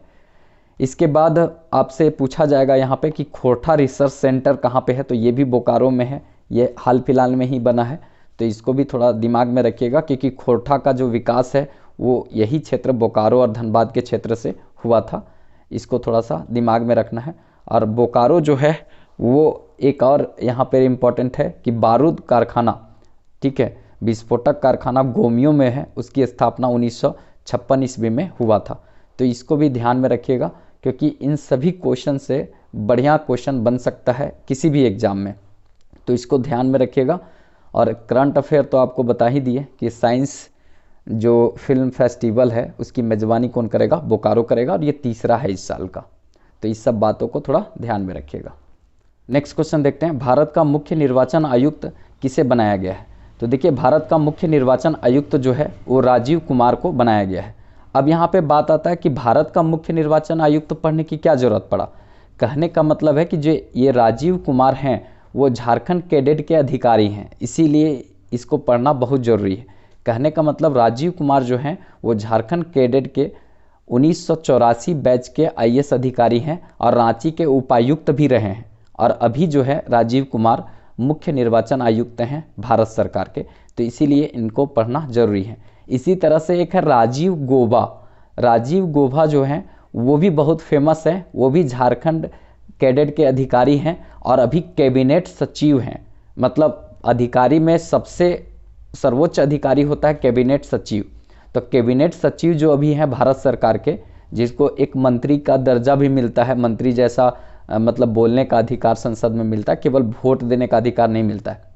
तो ये कैबिनेट सचिव जो हैं वो राजीव गोबा हैं, और ये भी झारखंड कैडेट के अधिकारी हैं। कितना बड़ा बात है कि झारखंड के सबसे, अभी भारत के सबसे बड़े अधिकारी, कैबिनेट अधिकारी जो हैं वो राजीव गोबा हैं, उनका कार्यकाल अभी बढ़ाया गया है, और ये झारखंड कैडेट के हैं, भारत सरकार का ये कैबिनेट सचिव हैं। और राजीव कुमार जो हैं वो झारखंड कैडेट के अधिकारी हैं और वो चुनाव आयुक्त हैं, मुख्य चुनाव आयुक्त हैं। ठीक है। और 2 अन्य चुनाव आयुक्त भी होता है। अब 2 अन्य चुनाव आयुक्त कौन कौन है वो कमेंट करके आप लोग बताइएगा। अब यहाँ नियुक्ति का बात आया तो कुछ और नियुक्ति देख लेते हैं। जैसे कृषि मंत्री कौन है, बादल पत्रलेख हैं, कृषि मंत्री हैं। ठीक है। श्रम मंत्री कौन है, तो आपको पता है भोक्ता जी हैं। ठीक है, श्रम मंत्री हैं। ठीक है, सत्यानंद भोक्ता। उसके बाद मुख्यमंत्री पता है हेमंत सोरेन है। अगर आपसे पूछा जाए राज्यपाल कौन है, तो रमेश बेस हैं, वो सबको पता है, त्रिपुरा से आए हैं, मतलब यहाँ द्रौपदी मुर्मू के स्थान लिए हैं। मुख्य सचिव सुखदेव सिंह हैं मुख्य सचिव, और सबसे इम्पॉर्टेंट महिला बाल कल्याण और सामाजिक सुरक्षा मंत्री हैं वो जोबा मांझी हैं। इनको भी थोड़ा याद रखिएगा। महिला बाल कल्याण और सामाजिक सुरक्षा मंत्री कौन है? तो ये जोबा मांझी हैं। इनको थोड़ा ध्यान में रखिएगा। सब महत्वपूर्ण है, जो पूछा जाएगा हम उसी को शामिल करने का प्रयास किए हैं। नेक्स्ट क्वेश्चन देखते हैं। किस योजना के तहत झारखंड राज्य के विद्यालय में पढ़ने वाले बच्चों को ई हेल्थ कार्ड बनाया जाएगा? तो ई हेल्थ कार्ड जो बनाया जाएगा आयुष्मान भारत योजना के तहत बनाया जाएगा। देखिए, आयुष्मान भारत योजना जो है वो हेल्थ स्कीम है। ये स्वास्थ्य बीमा योजना है जिसमें 5 लाख का इंश्योरेंस कवर करती है। जैसे अगर किसी तरह का हेल्थ खराब होता है तो 5 लाख तक का इंश्योरेंस कवर ये करती है। राजस्थान में इसी तरह का चिरंजीवी योजना है, उसमें 10 लाख तक का इंश्योरेंस कवर करता है। तो कहने का मतलब इसको थोड़ा ध्यान में रखिएगा। और सबसे बड़ी बात है कि आयुष्मान भारत योजना का जो शुरुआत हुआ है वो झारखंड से हुआ है। 23 सितंबर 2018 ईस्वी को झारखंड से ही ये योजना प्रारंभ हुआ था। इसको भी थोड़ा ध्यान में रखिएगा। इसी तरह का 28 अगस्त 2014 ईस्वी को प्रधानमंत्री जनधन योजना चालू हुआ था। वो विश्व का सबसे बड़ा वित्तीय समावेशन का योजना है। इसको भी ध्यान में रखिएगा, प्रधानमंत्री जनधन योजना। ठीक है, ये बहुत महत्वपूर्ण रहेगा। वित्तीय समावेशन की सबसे बड़ी योजना विश्व की। ठीक है, झारखंड सरकार का एक है मुख्यमंत्री जन वन योजना। ये जो है वो 15 नवंबर 2016 को चालू हुआ था और इसमें निजी जमीन पर वन रोपण को बढ़ावा देने का बात यहाँ पे कहा गया था। कहने का मतलब है कि आपका निजी ज़मीन है तो सरकार आपको सब कुछ खर्च देगी, आप अपना जगह पर मतलब फलदार वृक्ष लगाइए, उसका लाभ उठाइए। और कहने का मतलब है कि इससे क्या है कि वन क्षेत्र जो है झारखंड में बढ़ाया जा सकता है। ये प्रयास था और ये प्रयास किया जा रहा है इसमें। ठीक है, तो इसको ध्यान में रखिएगा थोड़ा। झारखंड मुख्यमंत्री सुकन्या योजना, कहने का मतलब है कि इसका प्रारंभ जो है 24 जनवरी 2019 को हुआ था और 18 वर्ष तक के जो लड़कियां हैं उनको जन्म से 18 वर्ष तक 7 चरणों में 40,000 रुपया सरकार देगी। ठीक है, 7 चरणों में 40,000 रुपया देने का सरकार का उद्देश्य है यहाँ पे जन्म से 18 वर्ष तक की महिलाओं को, मतलब बच्चियों को। ठीक है, पढ़ने के लिए हेल्प करना, फिर शादी के लिए हेल्प करना, ये सब, और पढ़ाई के और ज़्यादा लोगों को रुझान हो, इसके लिए मतलब ये प्रयास किया गया है सरकार के द्वारा। एक सरकार का बहुत फेमस योजना है झारखंड सरकार का, तेजस्विनी योजना। वो 8 मार्च 2017 को चालू हुआ था और ये 14 से 25 वर्ष की महिलाओं को इसका लाभ जो है वो मिलता है। और इसमें विश्व बैंक राशि दी है, सहायता राशि दी है और लगभग $90 मिलियन इसमें सहायता राशि दी है, जिसमें महिलाओं को स्किल्ड डेवलप करना और उसको अलग अलग क्षेत्रों में काम देना, ये इसका प्रयास है। तो इस तरह से बहुत सारा मतलब करंट अफेयर के साथ अन्य तथ्यों को हम रिलेट करने का प्रयास किए। तो फर्स्ट क्वेश्चन देखते हैं, राज्य के नेतरहाट स्कूल के तर्ज पर कितने जिलों में आवासीय विद्यालय खोला जाएगा? महत्वपूर्ण क्वेश्चन होगा। तो देखिए 3 जिलों में आवासीय विद्यालय खोला जाएगा और वो भी नेतरहाट के तर्ज पर। देखिए ये कौन कौन सा 3 जिला है? तो एक दुमका है, एक आपका बोकारो है और एक है आपका पश्चिमी सिंहभूम। ठीक है, तो पश्चिमी सिंहभूम एक हो गया, दुमका और एक हो गया बोकारो। यहाँ पर नेतरहाट स्कूल के तर्ज पर स्कूल खोला जाएगा जो आवासीय विद्यालय होगा, मतलब कि यहाँ पे बच्चे रहेंगे और वहीं पे पढ़ाई करेंगे। नेतरहाट विद्यालय जो है वो आपका लातेहार में पड़ता है और इसकी स्थापना जो हुआ था 15 नवंबर 1954 ईस्वी को हुआ था और नेपियर नाम के अंग्रेज अधिकारी ने किया था। ठीक है, चार्ल्स नेपियर जो है वो अंग्रेज अधिकारी था। 1954 में इसका स्थापना किया था 15 नवंबर को। ठीक है, ये थोड़ा सा दिमाग में रखना है। देखिए अब यहाँ पे बात आता है कुछ स्कूल से, तो और स्कूल को भी देख लेते हैं क्योंकि बहुत बढ़िया क्वेश्चन पूछा जा सकता है। झारखंड में जो टॉप स्कूल हैं, जो क्वेश्चन यहाँ से पूछा जाता है उसको हम देखने का प्रयास करेंगे। देखिए आप अगर देखेंगे तो सैनिक स्कूल तिलैया, सैनिक स्कूल तिलैया भी बहुत फेमस स्कूल है जो कोडरमा में पड़ता है और कोडरमा में जो है इसकी स्थापना 1963 ईस्वी में हुआ था और कर्नल स्मिथ के द्वारा इसकी स्थापना हुआ था। झुमरी तिलैया जो है वो कोडरमा का एकमात्र शहर है और कोडरमा को अबरक राजधानी भी कहते हैं। इसको भी थोड़ा ध्यान में रखिएगा। इसके बाद है इंदिरा गांधी बालिका विद्यालय। इंदिरा गांधी बालिका विद्यालय 1984 ईस्वी में इसका स्थापना हुआ था। हजारीबाग में इसका स्थापना हुआ था, तो इसको भी थोड़ा सा दिमाग में रखिएगा। ये बालिकाओं के लिए आवासीय विद्यालय है, जहाँ पे मेधावी जो छात्र होती हैं वो यहाँ पे पढ़ती हैं। ठीक है, ये टॉप स्कूल का हम बता रहे हैं। इसी तरह से ISM धनबाद जो है, Indian school of mines Dhanbad, 1926 ईस्वी में इसका स्थापना हुआ था। 2016 ईस्वी में IIT का दर्जा इसको प्रदान कर दिया गया है। और ISM धनबाद जो है वो धनबाद में स्थित है, Indian school of mines Dhanbad. ये मात्र विद्यालय था जो विश्वविद्यालय स्तर का विद्यालय था, इसको भी थोड़ा दिमाग में रखिएगा। अब यहाँ पे आता है एक महत्वपूर्ण इसी तरह का विद्यापीठ था, जैसे हिंदी विद्यापीठ देवघर में, उसका जो स्थापना 1929 में हुआ था, लेकिन 2015 में सरकार इसकी मान्यता रद्द कर दी। तो ध्यान में रखिएगा, हिंदी विद्यापीठ देवघर में था, 1929 में स्थापना हुआ था, 2015 में इसका मान्यता जो है पूरी तरीक़ा से झारखंड सरकार रद्द कर दी है। तो इस तरह से जितना भी महत्वपूर्ण संस्थान था जो चर्चे में है, उसको हम यहाँ पे बताने का प्रयास किए। देखिए यहाँ पे और कुछ हो सकता है, जैसे अगर आप देखेंगे धनबाद का बात करें तो धनबाद में एक विश्वविद्यालय बना है, विनोद बिहारी महतो कोलांचल विश्वविद्यालय, विनोबा भावे से कटकर, वो भी नया है, 2019 में बना है। ठीक है, बात आया नेतरहाट का, तो नेतरहाट लातेहार में है और ये पर्यटन की दृष्टि से महत्वपूर्ण है। नेतरहाट का पठार जो है पूरा झारखंड में सबसे ऊंचा पठार है। और अगर देखा जाए तो नेतरहाट में ही मतलब फील्ड फायरिंग रेंज भी है। ठीक है, जहाँ पे प्रशिक्षण दिलाया जाता है हथियार चलाने के लिए। तो फील्ड फायरिंग रेंज कभी पूछे कहाँ है तो नेतरहाट में ही पड़ता है, लातेहार में पड़ता है। सर्वाधिक वन जो है वो लातेहार में ही है। ठीक है, और इसको पहाड़ों की मल्लिका और पहाड़ों की रानी भी कहा जाता है, क्योंकि पहाड़ की बनावट कुछ ऐसा है कि सन सेट और सनराइज, मतलब उगता हुआ सूर्य और डूबता हुआ सूर्य, ऐसा कुछ प्रतीत होता है जैसे सूर्य नाच रहा है। इसीलिए इसको पहाड़ों की मल्लिका, पहाड़ों की रानी इसको कहा जाता है। थोड़ा इन सभी बातों को ध्यान में रखिएगा, बहुत अच्छा क्वेश्चन यहाँ से पूछ सकता है। नेक्स्ट क्वेश्चन देखते हैं। 2021 वन सर्वेक्षण रिपोर्ट के अनुसार सर्वाधिक प्रतिशत में वन झारखंड के किस जिलों में है? ठीक है, सर्वाधिक प्रतिशत में वन झारखंड के किस जिलों में है? तो ये आपका लातेहार में है, लातेहार में सर्वाधिक वन है। ठीक है, इसको थोड़ा सा दिमाग में रखना है। 2021 का जो वन सर्वेक्षण हुआ है उसके अनुसार सर्वाधिक वन जो है वो लातेहार में है प्रतिशत में। ठीक है, और सर्वाधिक क्षेत्रफल में बोले तो आपका पश्चिमी सिंहभूम हो जाएगा, एकदम नीचे कोल्हान में। ठीक है, तो वो सर्वाधिक क्षेत्रफल में, सर्वाधिक प्रतिशत में लातेहार में है। तो इसको थोड़ा सा दिमाग में रखना है। अब देखिए कुछ एडिशनल फैक्ट पहले हम वन सर्वेक्षण का बता देते हैं, उसके बाद हम झारखंड का कुछ और बताते हैं जो महत्वपूर्ण रहेगा।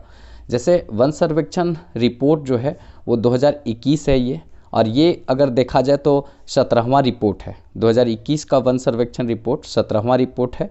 प्रत्येक 2 वर्ष में ये जारी होता है और इस बार दूर संवेदी उपग्रह सैटेलाइट से इसका सर्वेक्षण करवाया गया है, तो इसको भी दिमाग में रखना है।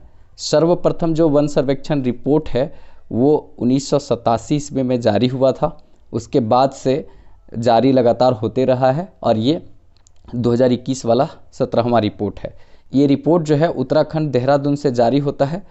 और अगर देखा जाए तो राष्ट्रीय वन नीति 1988 के तहत जो लक्ष्य रखा गया है कि भारत का जो क्षेत्रफल है उसमें 33% वन होना अनिवार्य है, लेकिन मैदानी क्षेत्र में ऐसा भी बोला गया है कि 25% होगा तो भी चलेगा, क्योंकि मैदानी क्षेत्र में ज़्यादातर कृषि होता है, इसीलिए यहाँ पे कम भी रहेगा तो चलेगा। तो 25% मैदानी क्षेत्र में बोला गया है और वैसे 33% पूरा देश का क्षेत्रफल का होना चाहिए जंगल, ऐसा बोला गया है। तो इसको थोड़ा सा ध्यान में रखिएगा, जितना भी बात बोले वो महत्वपूर्ण होगा।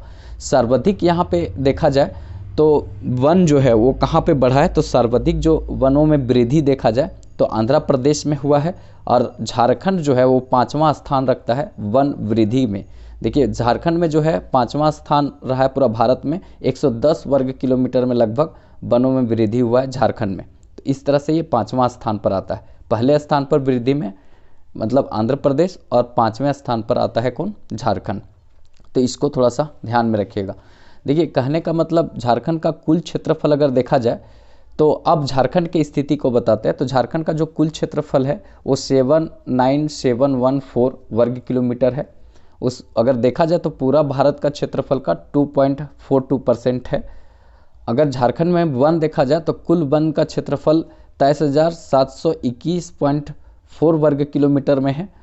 इस तरह से अगर वनों का क्षेत्रफल झारखंड में देखा जाए तो 29.76% है। और वहीं अगर भारत में कुल वनों का क्षेत्रफल में झारखंड का हिस्सा देखा जाए तो 3.3% है। बहुत बढ़िया क्वेश्चन बन सकता है, इसको थोड़ा सा दिमाग में रखना है। क्षेत्रफल के दृष्टि से अगर देखा जाए तो सर्वाधिक वन है वो हम बता दिए, पश्चिमी सिंहभूम में है। पश्चिमी सिंहभूम जो है वो सबसे बड़ा जिला भी है झारखंड का। क्षेत्रफल के दृष्टि से सबसे कम जो वन है वो अगर देखा जाए तो जामताड़ा में। सबसे ज़्यादा साइबर क्राइम जो होता है, मतलब अपराध जो होता है वो जामताड़ा में होता है। वही नगरी सबसे कम वन वाला क्षेत्रफल वाला है। प्रतिशत में अगर सर्वाधिक बोला जाए तो लातेहार में सबसे अधिक प्रतिशत में वन है।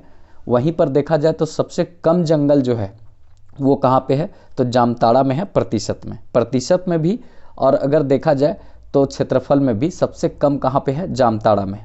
सर्वाधिक वृद्धि जो है जंगलों में कहाँ हुआ है तो झारखंड में सर्वाधिक वृद्धि जंगलों में हुआ है गढ़वा में सर्वाधिक जंगलों में वृद्धि हुआ है। और अगर देखा जाए तो सर्वाधिक जंगल में कमी कहाँ आया है तो लातेहार में हुआ है, मतलब -3.3% कमी हो गया है। लेकिन तब भी इसका क्षेत्रफल में देखा जाए तो प्रतिशत में सबसे ज़्यादा, क्षेत्रफल में नहीं लेकिन प्रतिशत में सबसे अधिक जो जंगल है वो लातेहार में है। ठीक है, तो सबसे अधिक जो है जंगल में कहाँ कमी आया है तो लातेहार में। सबसे अधिक वृद्धि कहाँ हुआ है, गढ़वा में। प्रतिशत और क्षेत्रफल में सबसे कम कहाँ पे है, जामताड़ा में। ठीक है, तो इन सभी बातों को थोड़ा ध्यान में रखिएगा, एक अच्छा क्वेश्चन यहाँ से पूछा जा सकता है। भाई लोग अगर अच्छा लगे तो थोड़ा सा वीडियो को लोगों तक शेयर कीजिए। अगर चैनल सब्सक्राइब नहीं किए होंगे तो वो रेड वाला बटन प्रेस करके थोड़ा चैनल सब्सक्राइब कर लीजिएगा। अभी नया चैनल है, वो कम से कम 1K में तो जल्दी पहुँचाइए आप लोग। अगर आप लोग 1K में पहुँचाते तो बहुत सारा चीज़ आपको यहाँ पे मिलेगा। बस थोड़ा सपोर्ट कीजिए, ज़रूरतमंद लोगों तक थोड़ा शेयर कीजिए। और अगर लाइक नहीं किए होंगे तो एक लाइक भी कर दीजिएगा, क्योंकि लाइक करने से और सब्सक्राइब करने से आपका तो कुछ नहीं जाता है, लेकिन जो सामने वो पढ़ा रहा होता है उसको एक मोटिवेशन मिलता है और वो ज़्यादा से ज़्यादा और अच्छा से अच्छा कंटेंट आपके तक लाने का प्रयास करता है। बस थोड़ा सा आप लोग का सहयोग चाहिए, थोड़ा सा कोऑपरेट कीजिए और ज़रूरतमंद लोगों तक शेयर कीजिए। सब्सक्राइब नहीं किए होंगे तो रेड वाला बटन प्रेस करके सब्सक्राइब कर लीजिएगा। आप लोग का कुछ नहीं जाएगा, लेकिन हमारा थोड़ा सा सपोर्ट मिलेगा उससे। बस थोड़ा सा कोऑपरेट कीजिए आप सब। नेक्स्ट क्वेश्चन देखते हैं, झारखंड में साइबर कंट्रोल की तैयारी किस राज्य के तर्ज पर किया जाएगा। तो साइबर कंट्रोल की तैयारी किस राज्य के तर्ज पर किया जाएगा झारखंड में, तो ये हरियाणा के तर्ज पर किया जाएगा। अच्छा क्वेश्चन बन सकता है। देखिए, साइबर क्राइम जो है वो दिनों दिन बढ़ता जा रहा है। वो केवल इंडिया में ही नहीं, पूरा विश्व के अंदर में बढ़ रहा है। कुछ दिन के पहले का रिपोर्ट आप देखेंगे तो साइबर क्राइम के अगर देखा जाए तो सबसे ज़्यादा कहाँ होता था तो अमेरिका में होता था। कहने का मतलब ये दिनों दिन जो है इस तरह की घटनाएं बढ़ रहा है। इसके लिए सभी राज्य अपने स्तर पर और देश अपना स्तर पर तैयारी कर रही है। तो झारखंड राज्य जो है वो हरियाणा के तर्ज पर क्या कर रहा है तो अपना साइबर क्राइम को कंट्रोल करने की तैयारी कर रहा है। अब यहाँ पे साइबर क्राइम से रिलेटेड कुछ बात है, जैसे सर्वाधिक साइबर क्राइम जो पूरा देश में होता है उसके लिए सबसे फेमस जगह है जामताड़ा, जो झारखंड का एक ज़िला है, मतलब संथाल परगना का एक ज़िला है जामताड़ा। ये साइबर क्राइम में सबसे आगे है। फ़ोन पे, पेटीएम से जो पैसा लूटने का काम जो होता है ना, वो सबसे ज़्यादा यहीं से होता है, जामताड़ा से। आप सोच सकते हैं यहाँ के लोग जो बहुत कम पढ़े लिखे हैं, मतलब जो 10 क्लास भी पास नहीं है, वैसे वैसे लड़के लोग मिलकर पता नहीं क्या करता है ये सब, और बहुत सारा मतलब फ्रॉड यहाँ करके और पैसा कमाने का काम करता है। तो जामताड़ा पूरा देश में सबसे फेमस है साइबर क्राइम के मामले में। मतलब कि पूरा 28 राज्य की पुलिस जो है खोज रही है साइबर क्राइम में, तो कहाँ पे, जामताड़ा में। इसीलिए जो अमेरिका है वो कहा है कि हम निजी एयरपोर्ट बनाएंगे, कहाँ पे, जामताड़ा में।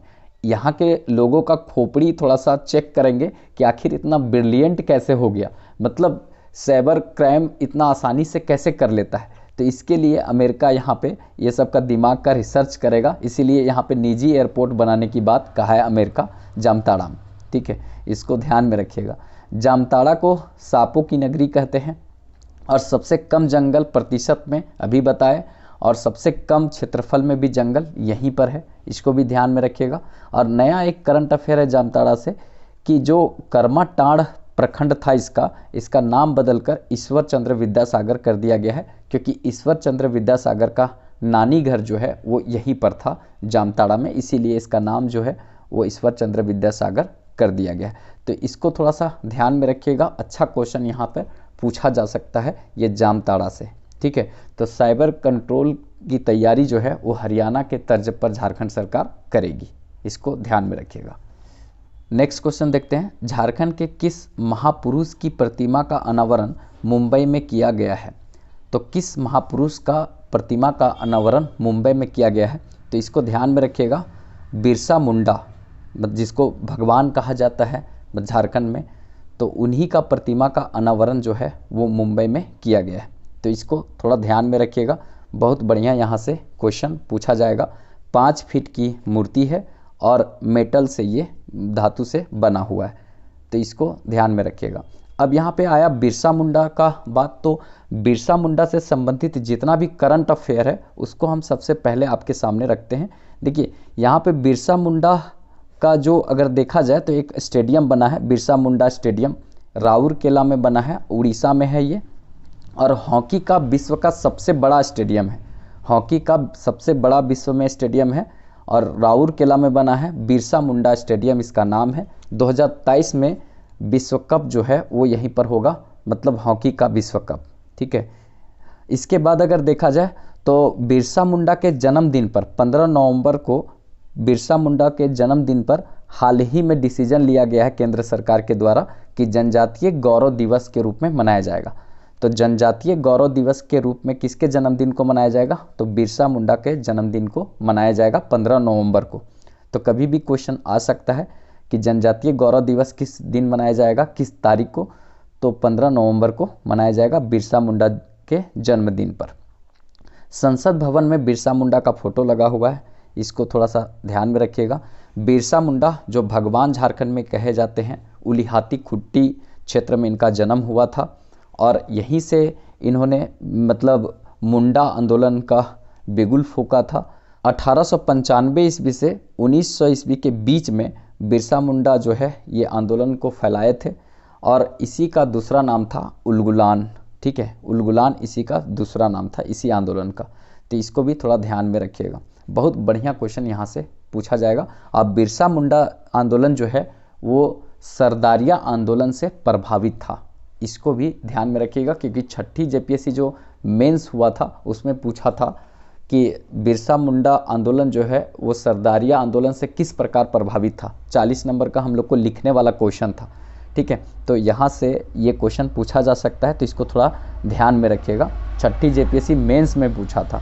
सरदारिया आंदोलन जो है इससे पहले से चला आ रहा था, मतलब कि 1858 ईस्वी से वो चल रहा था और वो 1895 ईस्वी में आके ख़त्म हो गया था और यहाँ से 1895 से फिर मुंडा विद्रोह चला था।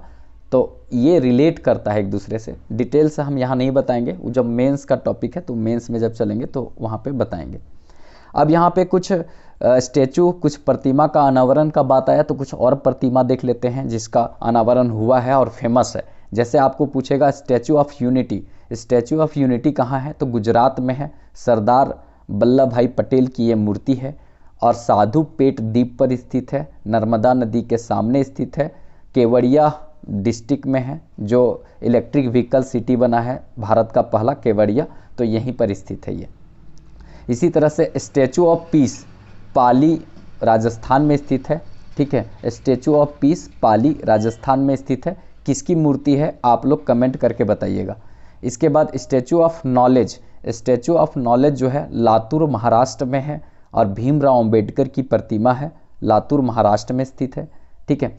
Statue of equality, statue of equality जो है वो हैदराबाद में स्थित है और ये जो है संत रामानुजाचार्य का मूर्ति है, तो इसको भी थोड़ा सा ध्यान में रखिएगा, बहुत बढ़िया क्वेश्चन पूछा जा सकता है। नेक्स्ट क्वेश्चन देखते हैं, हाल ही में चर्चे में रहा बृंदा कॉल ब्लॉक झारखंड के किस जिले में स्थित है? तो बृंदा कॉल ब्लॉक झारखंड के किस जिले में स्थित है? तो चतरा जिले में स्थित है, ये चर्चे में रहा है क्योंकि हाल फिलहाल में नीलामी हुई है तो चर्चे में रहा है। तो ध्यान में रखिएगा, वृंदा कोल ब्लॉक जो है वो चर्चे में रहा है और वो कहाँ पे स्थित है? चतरा जिले में स्थित है। और चतरा जिला को क्या बोलते हैं? उत्तरी छोटा नागपुर का प्रवेश द्वार चतरा जिला को बोलते हैं। चतरा जिला को उत्तरी छोटा नागपुर का प्रवेश द्वार बोलते हैं। ठीक है, अब यहाँ पे कोयला का बात आया तो कुछ कोयला से संबंधित महत्वपूर्ण बात है, उसको ध्यान में रखिएगा। जैसे आपसे पूछेगा आम्रपाली कोयला क्षेत्र कहाँ पर स्थित है, तो आम्रपाली कोयला क्षेत्र जो है वो टंडवा चतरा में स्थित है। मतलब यही चतरा में आम्रपाली कोयला क्षेत्र स्थित है, टंडवा में स्थित है। गिद्दी कोयला क्षेत्र अगर कभी पूछे, ये कहाँ पर स्थित है? रामगढ़ में स्थित है। गिद्दी कोयला क्षेत्र रामगढ़ में स्थित है। ठीक है, इसी तरह से झरिया कोयला क्षेत्र कभी पूछे कहाँ स्थित है, तो ये आपका धनबाद में स्थित है। और यही झरिया कोयला क्षेत्र है पूरा भारत को 90% कोकिंग कोल देता है। जो उद्योगों में कोयला होता है, बिटुमिनस प्रकार का कोयला जो अच्छा प्रकार का कोयला माना जाता है। वैसे एंथ्रासाइट कोयला सबसे अच्छा होता है लेकिन जम्मू कश्मीर में मिलता है। उसके बाद बिटुमिनस होता है, तो बिटुमिनस कोयला ही झारखंड में सबसे अधिक है। तो झारखंड में 90% जो कोकिंग कोल होता है जो उद्योगों में जाता है वो झरिया कोयला क्षेत्र से जाता है। और ये कहाँ पर स्थित है? धनबाद में स्थित है। इसीलिए ये झरिया क्षेत्र को हम क्या बोलते हैं? तो इसीलिए झरिया क्षेत्र को और धनबाद क्षेत्र को हम कोयला राजधानी बोलते हैं। और कोयला को बोलते हैं ब्लैक डायमंड, मतलब काला हीरा भी कोयला को बोला जाता है। इसको भी ध्यान में रखिएगा। पर्वतपुर मीथेन गैस के लिए फेमस है। इसी तरह से करगली क्षेत्र जो कोयला के लिए फेमस है, बोकारो में स्थित है। सबसे बड़ा क्षेत्रफल में अभी संचित भंडार है वो करगली कोयला क्षेत्र का है जो बोकारो में स्थित है। इसी तरह से रानीगंज कोयला क्षेत्र कभी पूछे तो रानीगंज कोयला क्षेत्र जो है वो पश्चिम बंगाल में है। और सबसे पहला बार यहाँ से कोयले का खनन हुआ था। सबसे पहली बार कोयले का खनन कहाँ से हुआ था? रानीगंज कोयला क्षेत्र से हुआ था। ये 67वीं बीपीएससी का एग्ज़ाम जो हुआ था, री एग्ज़ाम, उसमें ये क्वेश्चन पूछा गया था कि रानीगंज मतलब किस कोयला क्षेत्र का सबसे पहले खुदाई हुआ था। तो झरिया कोयला क्षेत्र भी था और था, लेकिन रानीगंज भी था। तो रानीगंज कोयले क्षेत्र में जो पश्चिम बंगाल में पड़ता है वहाँ पे कोयला का सबसे पहले खनन हुआ था। इसको ध्यान में रखिएगा। 24 परतों वाला कोयला का पट्टी किस जिला में पाया जाता है जो सर्वाधिक है? झारखंड में सर्वाधिक पट्टी वाला कोयला क्षेत्र कौन सा है? तो बोकारो है। इसको भी ध्यान में रखिएगा, बहुत बढ़िया क्वेश्चन पूछा जाएगा यहाँ से। तो इस तरह से जितना भी एडिशनल फैक्ट बताएं वो सारा इम्पॉर्टेंट है। देखिए, मेन क्वेश्चन पूछा जाएगा कि नहीं पूछा जाएगा, इससे मतलब नहीं रखना है। रखना है कि एडिशनल फैक्ट जो बताया जा रहा है उससे क्वेश्चन 100% पूछा जाएगा। मतलब करंट अफेयर पूछा जाए या नहीं जाए, लेकिन जो एडिशनल बताएंगे वो 100% पूछा जाएगा। इसको थोड़ा ध्यान में रखिएगा। और भाई लोग थोड़ा एक और काम कीजिए कि जो एक इंटरनेशनल और नेशनल लेवल का जो करंट अफेयर सेशन दिया जा रहा है उसको भी थोड़ा देखिए। बहुत मेहनत किया जा रहा है। भाई साहब जो पढ़ा रहे हैं इतना मेहनत कर रहे हैं, फ़ोटो से और उस इमेज के थ्रू सब कुछ पढ़ाने का प्रयास कर रहे हैं। तो हम भी देख रहे हैं कि उसमें इतना मेहनत किया जा रहा है, लेकिन आप लोग उसको देख नहीं रहे। थोड़ा उसको देखिए, बहुत काम का चीज़ है। लगातार सेशन लाया जा रहा है। अभी इन्वायरमेंट का पूरा सेशन लाया जाएगा। उसमें इन्वायरमेंट का करंट अफेयर के साथ साथ जितना भी उसका एडिशनल फैक्ट है उस सब बताने का प्रयास किया जा रहा है। मतलब पूरी तरीक़ा से। जैसे आपका स्टॉकहोम समझौता हुआ, पृथ्वी सम्मेलन हुआ, क्योटो प्रोटोकॉल हुआ, मॉन्ट्रियल प्रोटोकॉल हुआ, फिर उसके बाद मतलब जितना भी समझौता हुआ, रामसर कन्वेंशन हुआ, फिर उसके बाद ग्रीन मॉफलर हुआ, ठीक है, सस्टेनेबल डेवलपमेंट गोल हुआ। इस तरह का जितना भी चीज़ है वो सब कुछ बताया जा रहा है। एकदम क्रीम पोर्शन को बताने का प्रयास किया जा रहा है, जहाँ से सीधे क्वेश्चन पूछे जाते हैं। बस थोड़ा सा आप लोग उसको कोऑपरेट कीजिए। कहने का मतलब बहुत मेहनत करके इंसान सामने ला रहा है। बस थोड़ा आप लोग देखिए, लाइक कीजिए और थोड़ा ज़रूरतमंद लोगों तक शेयर कीजिए और सपोर्ट कीजिए। नेक्स्ट क्वेश्चन देखते हैं। झारखंड के कितने समुदाय को अनुसूचित जनजाति में शामिल करने संबंधित बिल राज्यसभा में पेश किया गया है? मतलब राज्यसभा में अनुसूचित जनजाति में शामिल करना है कुछ अनुसूचित जाति को और अन्य को भी। तो कहने का मतलब कितने समुदाय को शामिल किया जाएगा? तो ऐसा बिल जो है राज्यसभा में पेश किया गया है, 10 समुदाय को एसटी कैटेगरी में शामिल करने का बात कहा गया है। 10 समुदाय को, कहने का मतलब कि वैसे समुदाय हैं जो समाज में पिछड़ रहे हैं, तो उनको समाज में उठाने के लिए सरकार कुछ इस तरह का फैसला लेती है। तो 10 समुदाय को मतलब अनुसूचित जनजाति में शामिल करेगी जिससे उसका उत्थान हो सके। तो 10 समुदाय को शामिल करने का बात यहाँ पे कहा गया है। अब यहाँ पे जनजाति का बात आया तो जनजाति से संबंधित कुछ फैक्ट देख लेते हैं। जैसे झारखंड में कुल जनजाति कितने हैं, तो 32 जनजाति हैं झारखंड में। अनुसूचित जनजाति कितने हैं, 32 हैं, जिसमें आदिम जनजाति कितने हैं, 8 हैं। अब यहाँ पे 32 जनजाति है तो सबसे पहले ये क्वेश्चन पूछता है कि झारखंड में जो जनजातियों का सही क्रम बताएंगे, बढ़ते क्रम में, घटते क्रम में, ऐसे क्वेश्चन पूछता है। तो सबसे बड़ी जनजाति कौन है, उसके बाद कौन है, उसके बाद कौन है, तो इस तरह से कभी पूछता है बढ़ते से घटते क्रम में। तो सबसे बड़ी झारखंड में जनजाति है संथाल, दूसरा में उरांव, तीसरा में मुंडा और चौथा में हो है। ये हो गया जनजातियों का क्रम, ठीक है, मूल जनजातियों का। और इसमें से आदिम जनजाति अगर कभी पूछ दे, जो 8 आदिम जनजाति है, इसका क्रम भाई लोग नहीं जानता है क्योंकि जल्दी किताब नहीं लिखती है। तो अगर कभी पूछ दे कि आदिम जनजातियों का सही क्रम बताइए, तो आदिम जनजातियों में अगर देखा जाए तो सबसे पहले आता है सूर्या पहाड़िया, सबसे ज़्यादा संख्या इसका है। इसके बाद संख्या में आता है माल पहाड़िया, उसके बाद पहरिया और उसके बाद कोरबा। सूर्या पहाड़िया, माल पहाड़िया, पहरिया और कोरबा, ये आदिम जनजातियों का सही क्रम है। ऐसे 8 हैं लेकिन ये 4 जो है सही क्रम है जनजातियों की दृष्टि से। सबसे बड़ी आदिम जनजाति सूर्या पहाड़िया है और सबसे बड़ी जनजाति झारखंड में है वो संथाल जनजाति है। इसको थोड़ा ध्यान में रखिएगा। देखिए कुल जनजाति जो है वो प्रतिशत अगर देखा जाए तो कितना है, तो 26.2% है। सर्वाधिक संख्या इसकी रांची में है। प्रतिशत में देखा जाए तो खुट्टी में सबसे अधिक संख्या है। उसके बाद सबसे कम जो है वो एसटी की संख्या का है कोडरमा में, और अगर प्रतिशत में भी देखा जाए तो सबसे कम कोडरमा में है, मतलब 0.93% है, ठीक है। अगर अनुसूचित जाति का देखा जाए तो अनुसूचित जाति झारखंड में 12.1% है और कुल कितना है अनुसूचित जातियों का संख्या 22 है। इसको ध्यान में रखिएगा। अनुसूचित जाति 22 है झारखंड में, जिसमें धोबी सबसे विकसित है और मतलब विकास किया है। और अगर अनुसूचित जनजाति में अगर क्वेश्चन पूछा जाए तो उरांव सबसे विकसित है। इसको थोड़ा सा ध्यान में रखिएगा। भारत की सबसे बड़ी जनजाति मतलब कौन है, भील, और दूसरी सबसे बड़ी जनजाति कौन है, गोंड है। इसको भी ध्यान में रखिएगा। 7 to 10 जेपीएससी में ये क्वेश्चन पूछा भी है। तो इस तरह से जितना भी रिलेट करके फैक्ट बताते हैं तो वो ज़्यादा इम्पॉर्टेंट रखेगा करंट अफेयर से भी। तो थोड़ा रिलेट करके हम इसलिए बताते हैं कि ज़्यादा समय तक रहे और ज़्यादा से ज़्यादा ज्ञान आपको मिल सके। बस थोड़ा सा आप लोग सपोर्ट कीजिए इस चैनल को, और सपोर्ट करेंगे तो बहुत कुछ यहाँ मिलेगा। मतलब मेरी टीम बहुत ऊर्जा के साथ आपको बहुत कुछ यहाँ पर देगी। तो पहला क्वेश्चन देखते हैं, जोन्हा जलप्रपात को अन्य किस नाम से जाना जाता है। तो जोन्हा जलप्रपात को गौतम धारा जलप्रपात के नाम से भी जाना जाता है। देखिए गौतम बुद्ध जो हैं वो जोन्हा जलप्रपात में आए थे और स्नान किए थे, इसीलिए उन्हीं के नाम से जोन्हा जलप्रपात का नाम गौतम धारा जलप्रपात कर दिया गया है। वहाँ पर एक प्रतिमा भी गौतम बुद्ध का बनने का प्रस्ताव रखा गया है। अब देखिए कब तक बनता है, इसीलिए ये शायद करंट अफेयर की दृष्टि से चर्चे में रहा था, इसीलिए शायद इसको पूछा गया है। अब बात आता है गौतम धारा जलप्रपात या जोन्हा जलप्रपात, ये कहाँ पे स्थित है। तो ये रांची ज़िले में स्थित है और राढ़ू नदी पर स्थित है। रांची ज़िले में स्थित है और राढ़ू नदी पर स्थित है, ठीक है। इसको भी थोड़ा सा ध्यान में रखिएगा, बहुत अच्छा क्वेश्चन पूछा जा सकता है।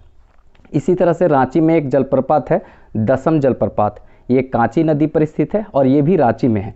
ये पूछा गया था 8 तारीख को लैब असिस्टेंट के एग्जाम में। और जो इसके पहले बताएं जोन्हा जलप्रपात का अन्य नाम क्या है, गौतम धारा, ये पूछा गया था 7 को। तो आप समझ सकते हैं कि जलप्रपात से एक क्वेश्चन पूछे जा रहे हैं। मतलब जोन्हा जलप्रपात को गौतम धारा कहते हैं, ये 7 को पूछा था। और दसम जलप्रपात कहाँ पे स्थित है, तो रांची में स्थित है, कांची नदी पर स्थित है, ये पूछा था 8 तारीख को। तो बहुत अच्छा क्वेश्चन पूछ रहा है जलप्रपात से। तो कुछ महत्वपूर्ण जलप्रपात को देख लेते हैं जो क्वेश्चन पूछा जा सकता है। जैसे हुंडू जलप्रपात, ये स्वर्णरेखा नदी पर है, रांची में स्थित है, इसको भी थोड़ा सा दिमाग में रखिएगा। और रांची में सबसे अधिक जलप्रपात है सोनुआ जलप्रपात, पंगूरा जलप्रपात, गौतम धारा जलप्रपात, दसम फॉल, ये सब ज़्यादातर जलप्रपात रांची में है, इसीलिए इसको झरनों का शहर भी कहते हैं। रांची को झरनों का शहर कहते हैं, विल्किंसनगंज कहते हैं, किशुनपुर कहते हैं, झारखंड का स्विट्ज़रलैंड भी इसी को कहते हैं। पूरा भारत का फ्रेश वाटर एक्वेरियम, जो पानी में, साफ पानी में जो मछली रखा जाता है, वो कहाँ बना है? तो रांची में ही बना है। तो ये बहुत सारा क्वेश्चन रांची से बन सकता है, इसको थोड़ा सा ध्यान में रखिएगा। और वो जो हुंडरू जलप्रपात रांची का है, उसको मतलब एक स्वच्छ मतलब जलप्रपात का एशिया में पुरस्कार भी मिला है, इसको भी थोड़ा ध्यान में रखिएगा। और झारखंड का दूसरा सबसे बड़ा जलप्रपात है। इसके बाद जो बूढ़ाघाट है, लातेहार में है, बूढ़ाघाट नदी पर है। और ये जो है वो कहने का मतलब झारखंड का सबसे ऊंचा जलप्रपात कौन है? बूढ़ाघाट जलप्रपात। यहाँ से भी क्वेश्चन पूछा जाता है। इसी तरह से उसरी जलप्रपात अगर पूछे तो उसरी जलप्रपात कहाँ पे है? तो गिरिडीह में है। और ये खंडोली का पहाड़ी है गिरिडीह में, वहीं पर स्थित है उसरी जलप्रपात। तो ये भी पूछा जा सकता है। हिरनी जलप्रपात पूछा जाए तो हिरनी जलप्रपात पश्चिमी सिंहभूम में है। और रामगढ़ एक नदी है, उसी पर स्थित है। रामगढ़ एक नदी है, उसी पर स्थित है हिरनी जलप्रपात।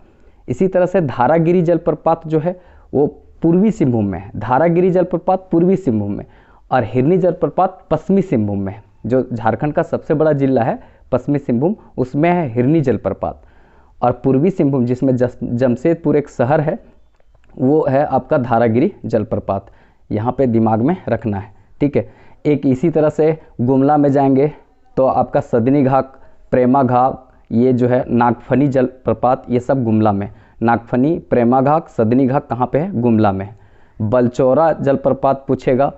फिर उसके बाद आपका गुरसेंदु जलप्रपात पूछेगा, सुखलदड़ी जलप्रपात पूछेगा, ये सब गढ़वा में। बलचौरा, सुखलदड़ी और गुरसेंदु कहाँ पे है? तो ये गढ़वा में है, बहुत महत्वपूर्ण जलप्रपात है। इसी तरह से केलाघाट जलप्रपात पूछेगा तो सिमडेगा में है।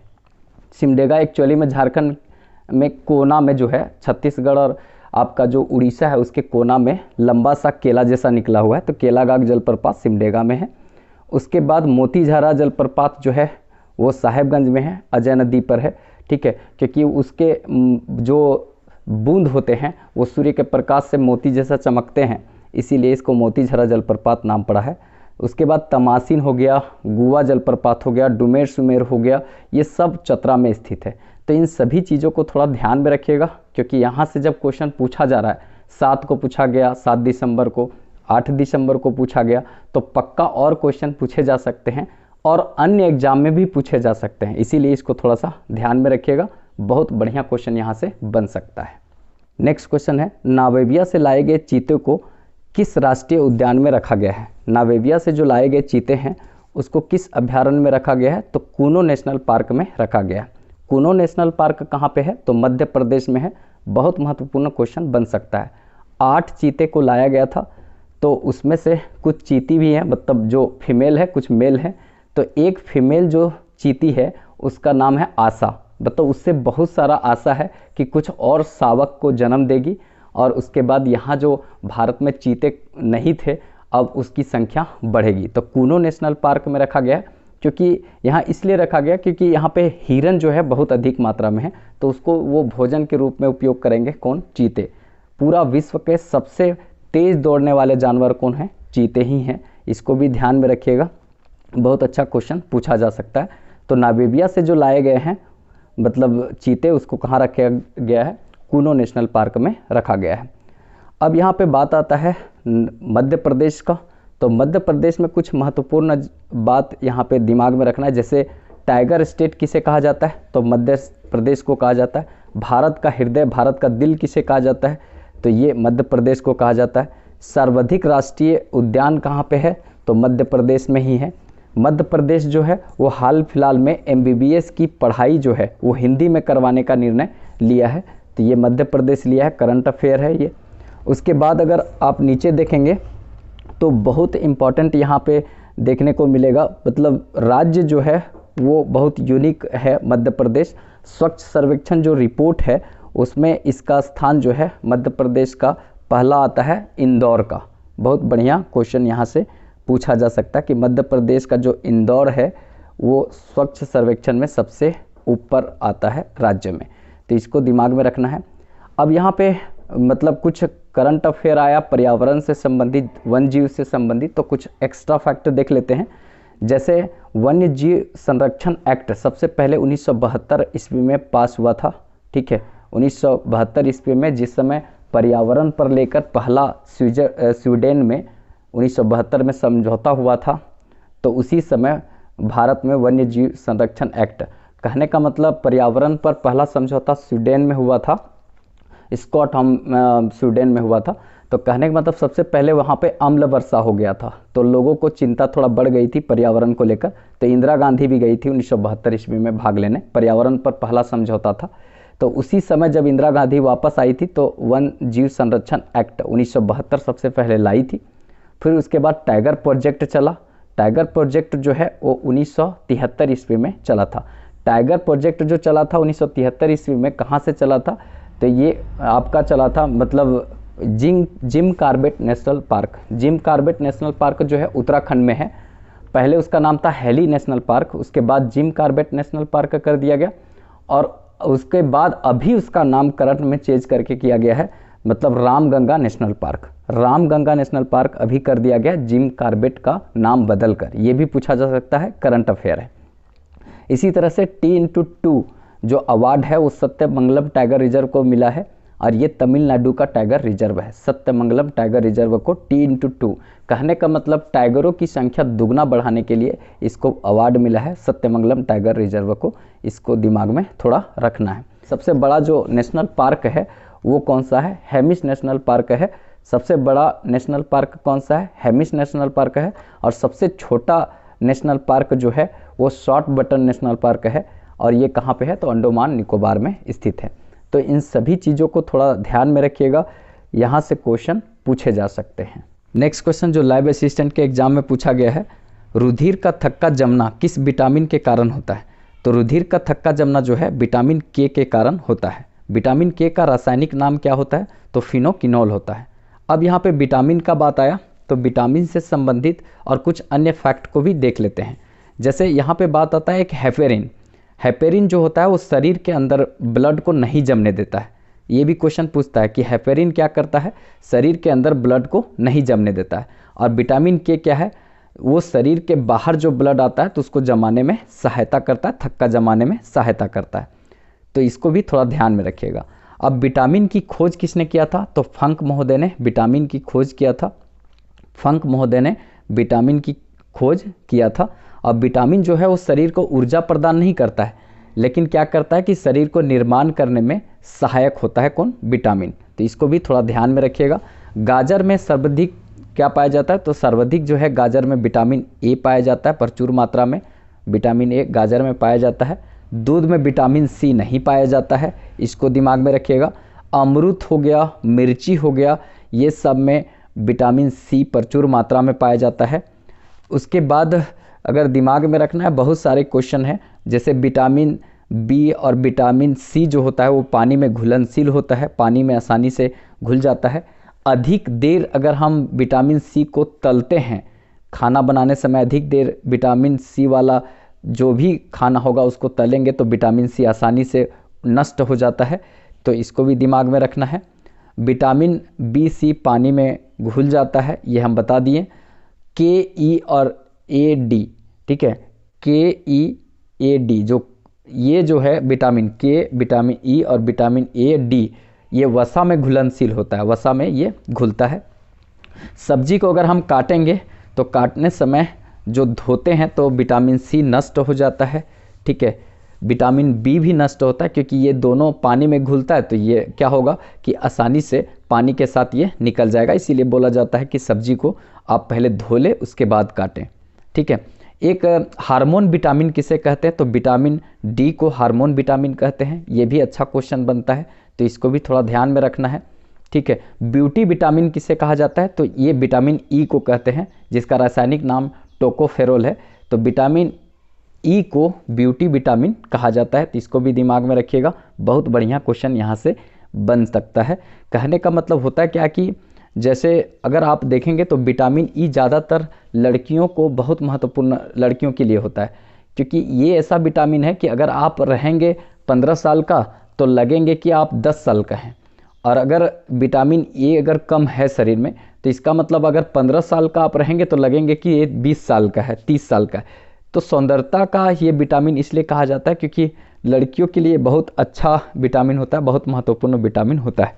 क्योंकि जो बंजापन होता है, लड़कियों में बंजापन और पुरुषों में जो होता है नपुंसकता, वो भी इसी विटामिन के कारण होता है। और इस विटामिन को अगर प्रचुर मात्रा में बनाना है, अपने बॉडी में, अपने शरीर में लेना है, तो जितने भी चीज़ अंकुरित होते हैं, चना अंकुरित हो, दाल अंकुरित हो, जितना भी अंकुरित चीज़ है वो सारा चीज़ आप खाइए, तो ये विटामिन आपके शरीर में बनेगा और मतलब शरीर में ज़्यादा से ज़्यादा मिलेगा तो आपका शरीर फिट रहेगा, अच्छा रहेगा। ठीक है, तो नपुंसकता, बंजापन के लिए यही विटामिन रिस्पॉन्सिबल होता है, विटामिन ई। ठीक है, और एक बहुत महत्वपूर्ण क्वेश्चन पूछता है कि जो कोबाल्ट किस विटामिन में होता है, तो विटामिन B12 में कोबाल्ट की मात्रा पाया जाता है। B12 जो है वो एक महत्वपूर्ण विटामिन है जिसमें कोबाल्ट पाया जाता है। ठीक है, तो इसको भी थोड़ा सा ध्यान में रखिएगा। इन सभी चीज़ों को इसलिए बताया क्योंकि यहाँ से एक क्वेश्चन पूछा गया है, तो हो सकता है कि इससे रिलेटेड क्वेश्चन और पूछे जा सकते हैं, तो इसको भी थोड़ा ध्यान में रखिएगा। नेक्स्ट क्वेश्चन देखते हैं, खरवार आंदोलन का नेतृत्व किसने किया था? तो खरवार आंदोलन का नेतृत्व किसने किया था? तो ये भागीरथ मांझी ने किया था। ये क्वेश्चन पूछा था लाइव असिस्टेंट का एग्जाम में 8 तारीख को कि खरवार आंदोलन का नेतृत्व किसने किया था? तो ये भागीरथ मांझी ने किया था। तो ये अगर आप अच्छे तरीक़ा से देखेंगे यहाँ पे, तो ये आंदोलन जो है वो 1874 ईस्वी में हुआ था और संथाल परगना के क्षेत्र में हुआ था। तो दिमाग में रखना है कि खरवार आंदोलन का नेतृत्व कौन किया था? भागीरथ मांझी। 1874 ईस्वी में संथाल परगना के क्षेत्र में ये आंदोलन हुआ था, इसको दिमाग में रखना है। अब अगर आंदोलन का बात आया, झारखंड आंदोलन का बात आया, तो कुछ अन्य आंदोलन और महत्वपूर्ण जो विद्रोह हुए हैं उसको देख लेते हैं जहाँ से क्वेश्चन बन सकता है। जैसे ढाल विद्रोह पूछ देगा आपको, तो ढाल विद्रोह जो है वो ढालभूम क्षेत्र में हुआ था, कहने का मतलब सिंहभूम वाला क्षेत्र में हुआ था। 1767 से 1777 ईस्वी तक 10 सालों तक चला था और नेतृत्व जगन्नाथ ढाल ने किया था। तो इसको दिमाग में रखना है। विस्तृत अभी नहीं चल रहे हैं, बाद में हम जब आंदोलन पढ़ाएंगे तो डिटेल से चलेंगे। चेरो विद्रोह, इसका नेतृत्व जो है वो किसने किया था? तो चित्रजीत राय ने किया था। और जो है जयनाथ सिंह ने भी इसका नेतृत्व किया था और ये पलामू क्षेत्र में हुआ था। 1770 से 1818 ईस्वी के बीच में ये आंदोलन हुआ था, चेरो विद्रोह।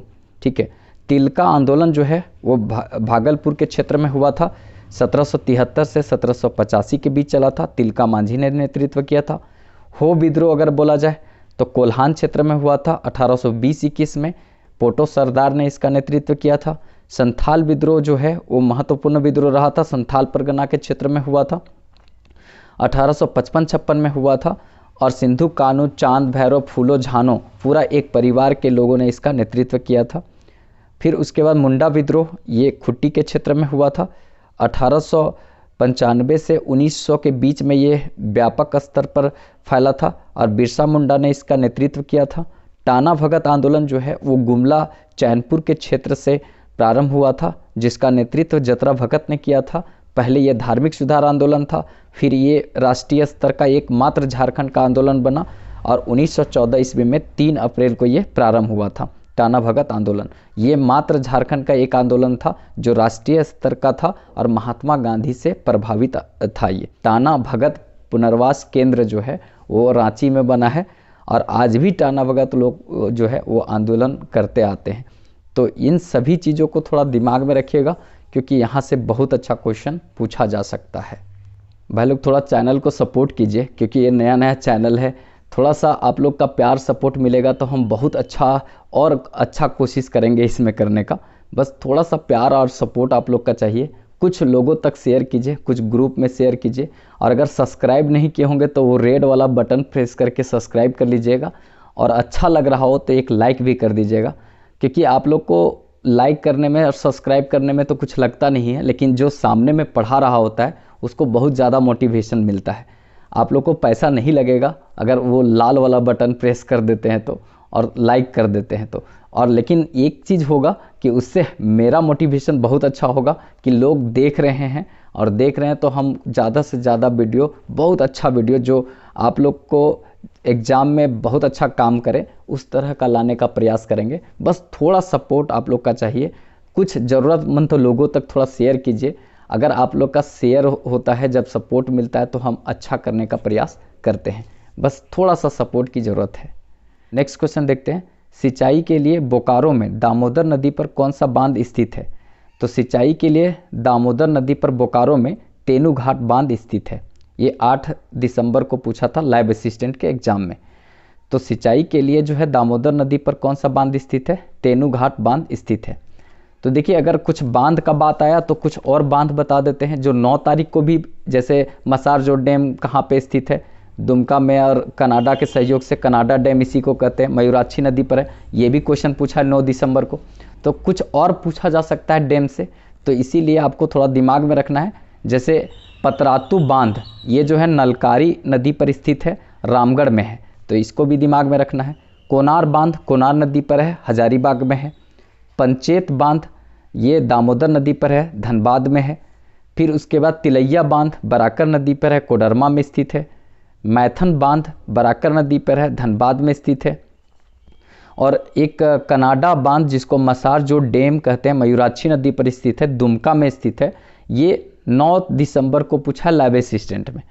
और 8 दिसंबर को पूछा था तेनू घाट बांध वाला।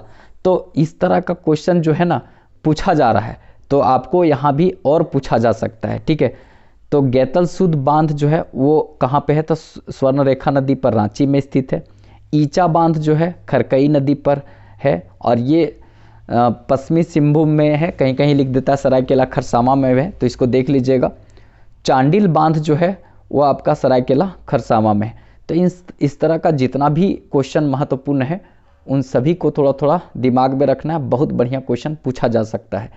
तो यहाँ पर मेरा प्रयास है कि एक ओवरव्यू आप कर लीजिए कि कैसा क्वेश्चन पूछ रहा है। पीजीटी का एग्ज़ाम इसके बाद होने वाला है, और कुछ एग्ज़ाम झारखंड में होंगे, सामान्य अध्ययन का पेपर है, तो इससे अनुमान लगाया जा सकता है कि आगे कैसा पूछा जा सकता है। तो इसी आधार पर आप क्वेश्चन को तैयार करेंगे। सब सेक्टर को पूछ रहा है, कंप्यूटर है, साइंस है, करंट अफेयर है, झारखंड है, सामान्य अध्ययन का पेपर में सब कुछ पूछ रहा है। मतलब कि साइंस से भी क्वेश्चन उतना अच्छा पूछ रहा है, झारखंड से भी पूछ रहा है, करंट अफेयर से पूछ रहा है, कंप्यूटर से भी पूछ रहा है। मतलब कोई भी सेक्टर को, सामान्य अध्ययन पेपर से भी पूछ रहा है, कोई भी सेक्टर को छोड़ नहीं रहा है। इसीलिए आपको थोड़ा बैलेंस करके चलना है, जिससे कि आप अच्छा यहाँ पे स्कोर कर सकें। नेक्स्ट क्वेश्चन देखते हैं, एक्सेल को शॉर्ट में कैसे खोलते हैं? एक्सेल को शॉर्ट में कैसे खोलते हैं, ये भी क्वेश्चन पूछा गया लैब असिस्टेंट के एग्जाम में। तो control plus alt plus X, control plus alt plus X, इससे हम एक्सेल को शॉर्ट में खोलते हैं, ठीक है। ये ऑप्शन था, ठीक है। तो अब अगर कुछ और शॉर्टकट की दिमाग में रखिए, क्योंकि कुछ भी पूछ सकता है। जैसे कंट्रोल प्लस ए का मतलब होता है ऑल सेलेक्ट, सभी को सेलेक्ट करने के लिए कंट्रोल प्लस ए का प्रयोग करते हैं। कंट्रोल प्लस सी का प्रयोग करते हैं कॉपी करने के लिए। कंट्रोल प्लस भी का प्रयोग हम करते हैं पेस्ट करने के लिए। कंट्रोल प्लस एन का प्रयोग करते हैं न्यू पेज लेने के लिए। कंट्रोल प्लस एक्स का प्रयोग करते हैं कट के लिए। तो इन सभी चीज़ों को ध्यान में रखिएगा, क्योंकि यहाँ से भी क्वेश्चन पूछा जा सकता है। अब जब कंप्यूटर का बात आया तो कंप्यूटर से संबंधित महत्वपूर्ण कुछ बात को देख लेते हैं, जहाँ से क्वेश्चन पूछा जा सकता है। जैसे कंप्यूटर का मस्तिष्क किसे कहा जाता है? तो सीपीयू को कहा जाता है। कंप्यूटर का मस्तिष्क जो है वो सीपीयू को कहा जाता है। उसके बाद कंप्यूटर का जो देखा जाता है, एक क्वेश्चन बहुत पहले पूछा था कि कंप्यूटर का दिमाग ज़्यादा तेज़ चलता है कि मनुष्य का मस्तिष्क ज़्यादा तेज़ चलता है? तो मस्तिष्क जो है मनुष्य का ज़्यादा तेज़ चलता है, और वही मस्तिष्क तो कंप्यूटर को बनाया है।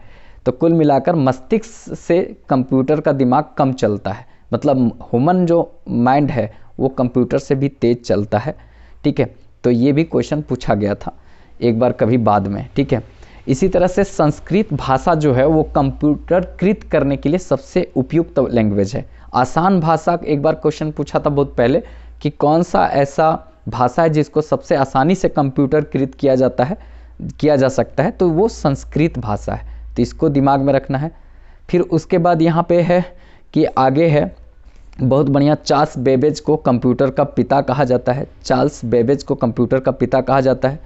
फिर उसके बाद 2 दिसंबर को कंप्यूटर दिवस के रूप में मनाया जाता है।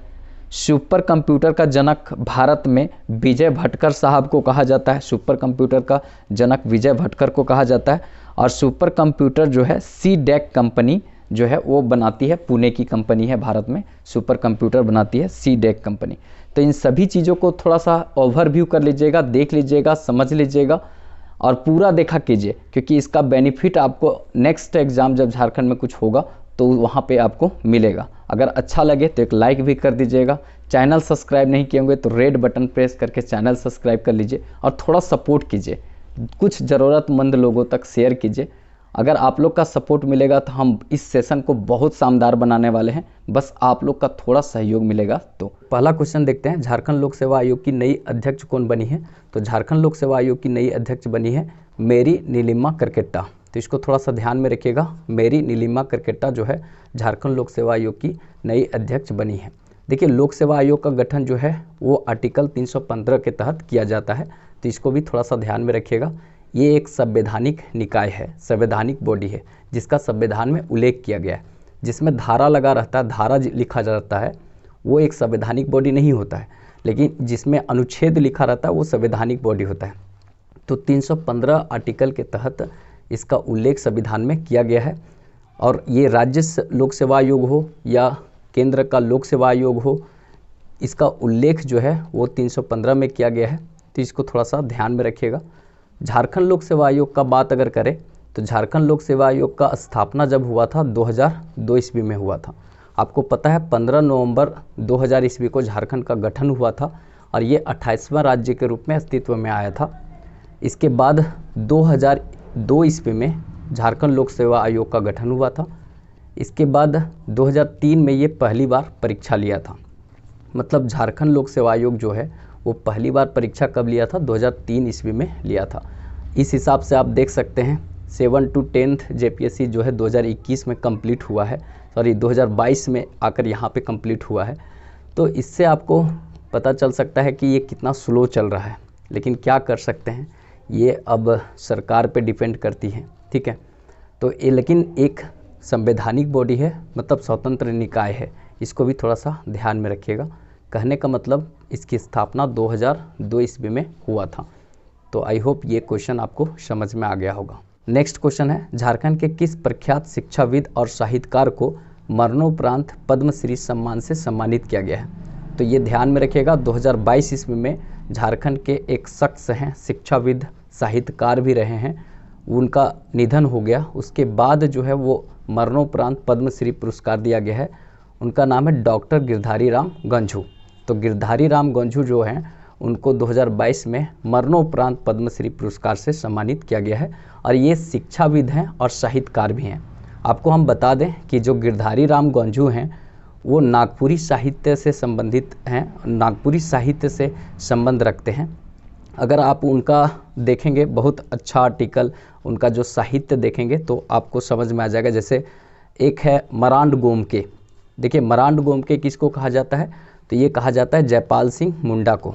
मरांड गोमके जयपाल सिंह मुंडा को कहा जाता है, ठीक है, जिसका मतलब होता है द ग्रेट लीडर, ठीक है, द ग्रेट लीडर।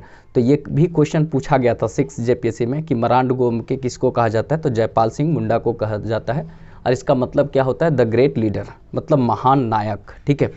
तो ये थोड़ा सा दिमाग में रखना है आपको कि मरांड गोमके किसने लिखा है? तो ये यही लिखे थे डॉक्टर गिरधारी राम गंझू। और इसके बाद अगर आपसे पूछा जाए, एक और लिखे थे महाराजा मदरा मुंडा, इनका ही साहित्य है, ठीक है।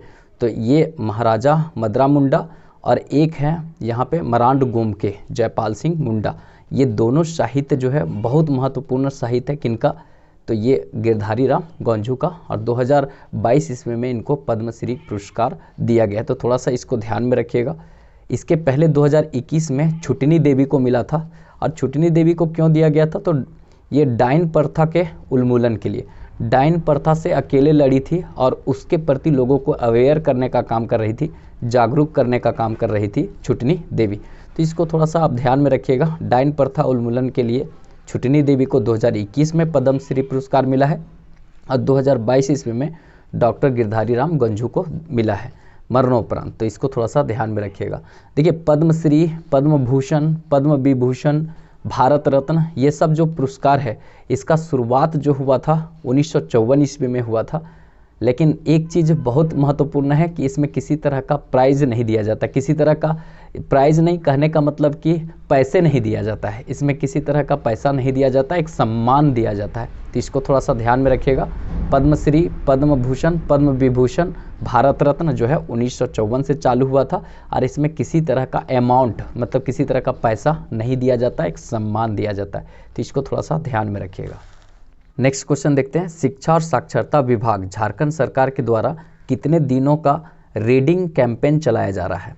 तो देखिए रीडिंग कैंपेन जो है झारखंड में कितने दिनों का चलाया जा रहा है, तो वो चलाया जा रहा है मतलब 100 दिनों के लिए। ठीक है, 100 दिनों का रीडिंग कैंपेन झारखंड में चलाया जा रहा है। देखिए झारखंड में रीडिंग कैंपेन चलाने का मतलब ये है कि साक्षरता दर को थोड़ा बढ़ाना और लोगों को साक्षरता शिक्षा के प्रति जागरूक करना, क्योंकि झारखंड जो है वो एकदम निचवा से दूसरा नंबर में आता है शिक्षा के दृष्टि से देखा जाए तो। बिहार के बाद शिक्षा में सबसे पिछड़ा हुआ देखा जाए तो झारखंड ही है, मतलब कि नीचे से इसका नंबर आता है। मतलब देखेंगे नीचे में देखेंगे तो 32वां नंबर पर आता है शिक्षा में, 33वां नंबर पर आपका बिहार आता है। तो बिहार से मात्र ऊपर है झारखंड, बाकी इसके ऊपर सभी राज्य है। मतलब नीचे से दूसरे स्थान पर झारखंड आता है शिक्षा में। तो शिक्षा में काफ़ी सुधार की ज़रूरत है झारखंड में। तो रीडिंग कैंपेन जो है 100 दिनों के लिए चलाया जा रहा है, प्रारंभ किया गया है। तो इसको थोड़ा सा ध्यान में रखिएगा।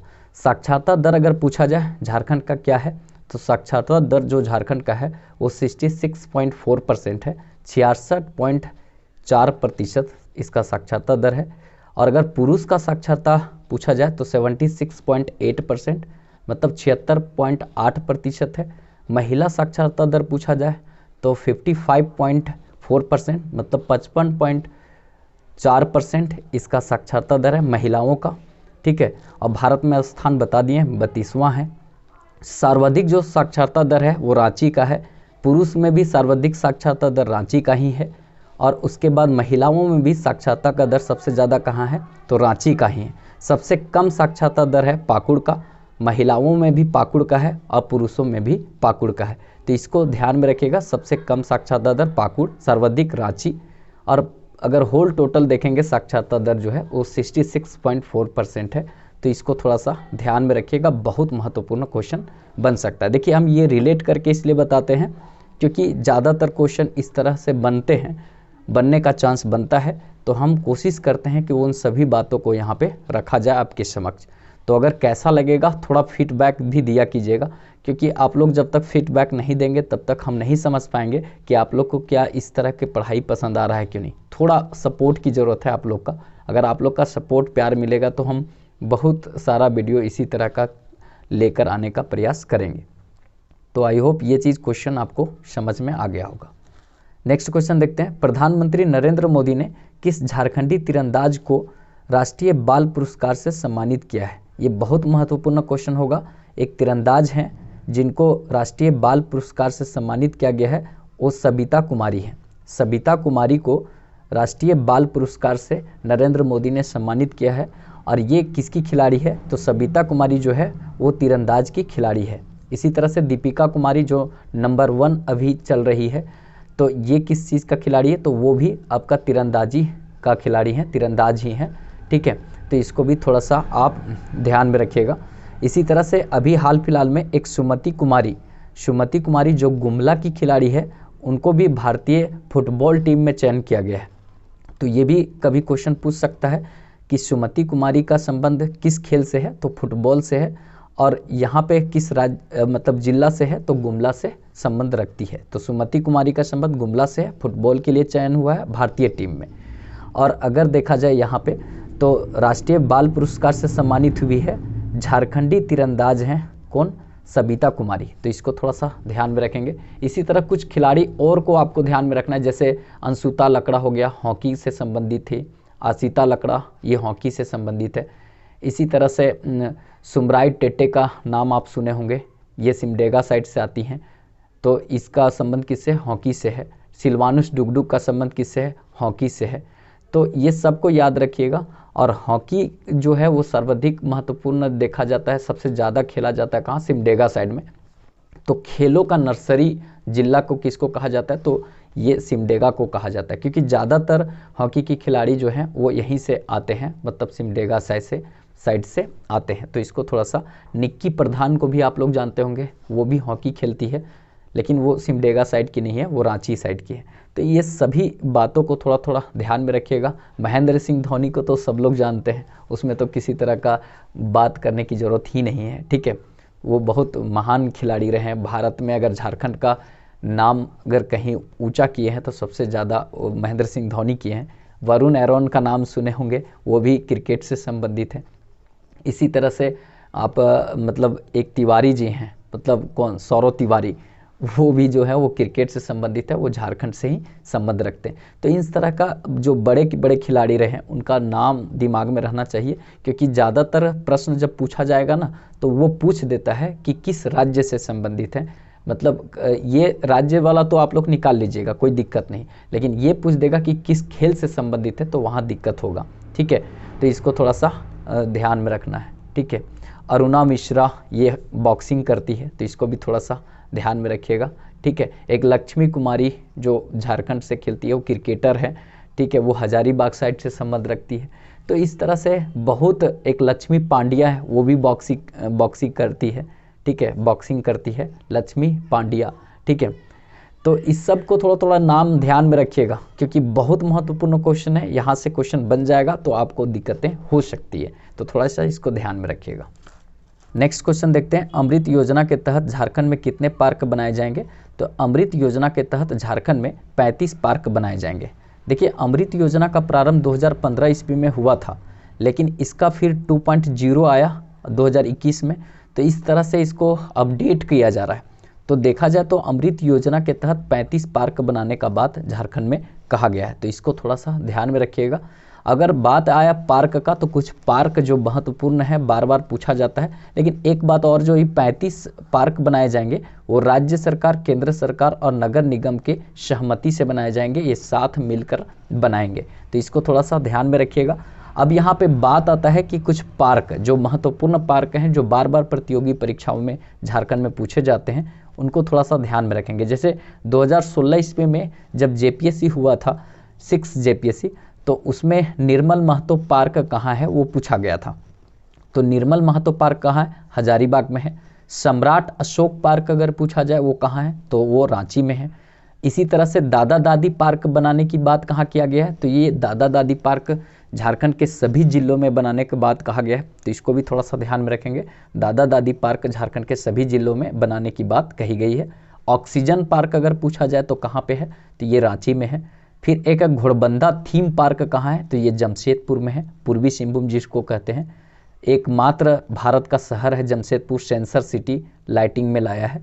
लाइटिंग जो क्षेत्र होता है, मतलब लाइटिंग मतलब समझ रहे हैं, जो चौक चौराहे में लाइट जलता है, वो ऑटोमेटिक सिस्टम होता है, पता नहीं अब होता है कि नहीं, लेकिन एक सेंसर सिटी वाला शहर जो है वो जमशेदपुर ही था।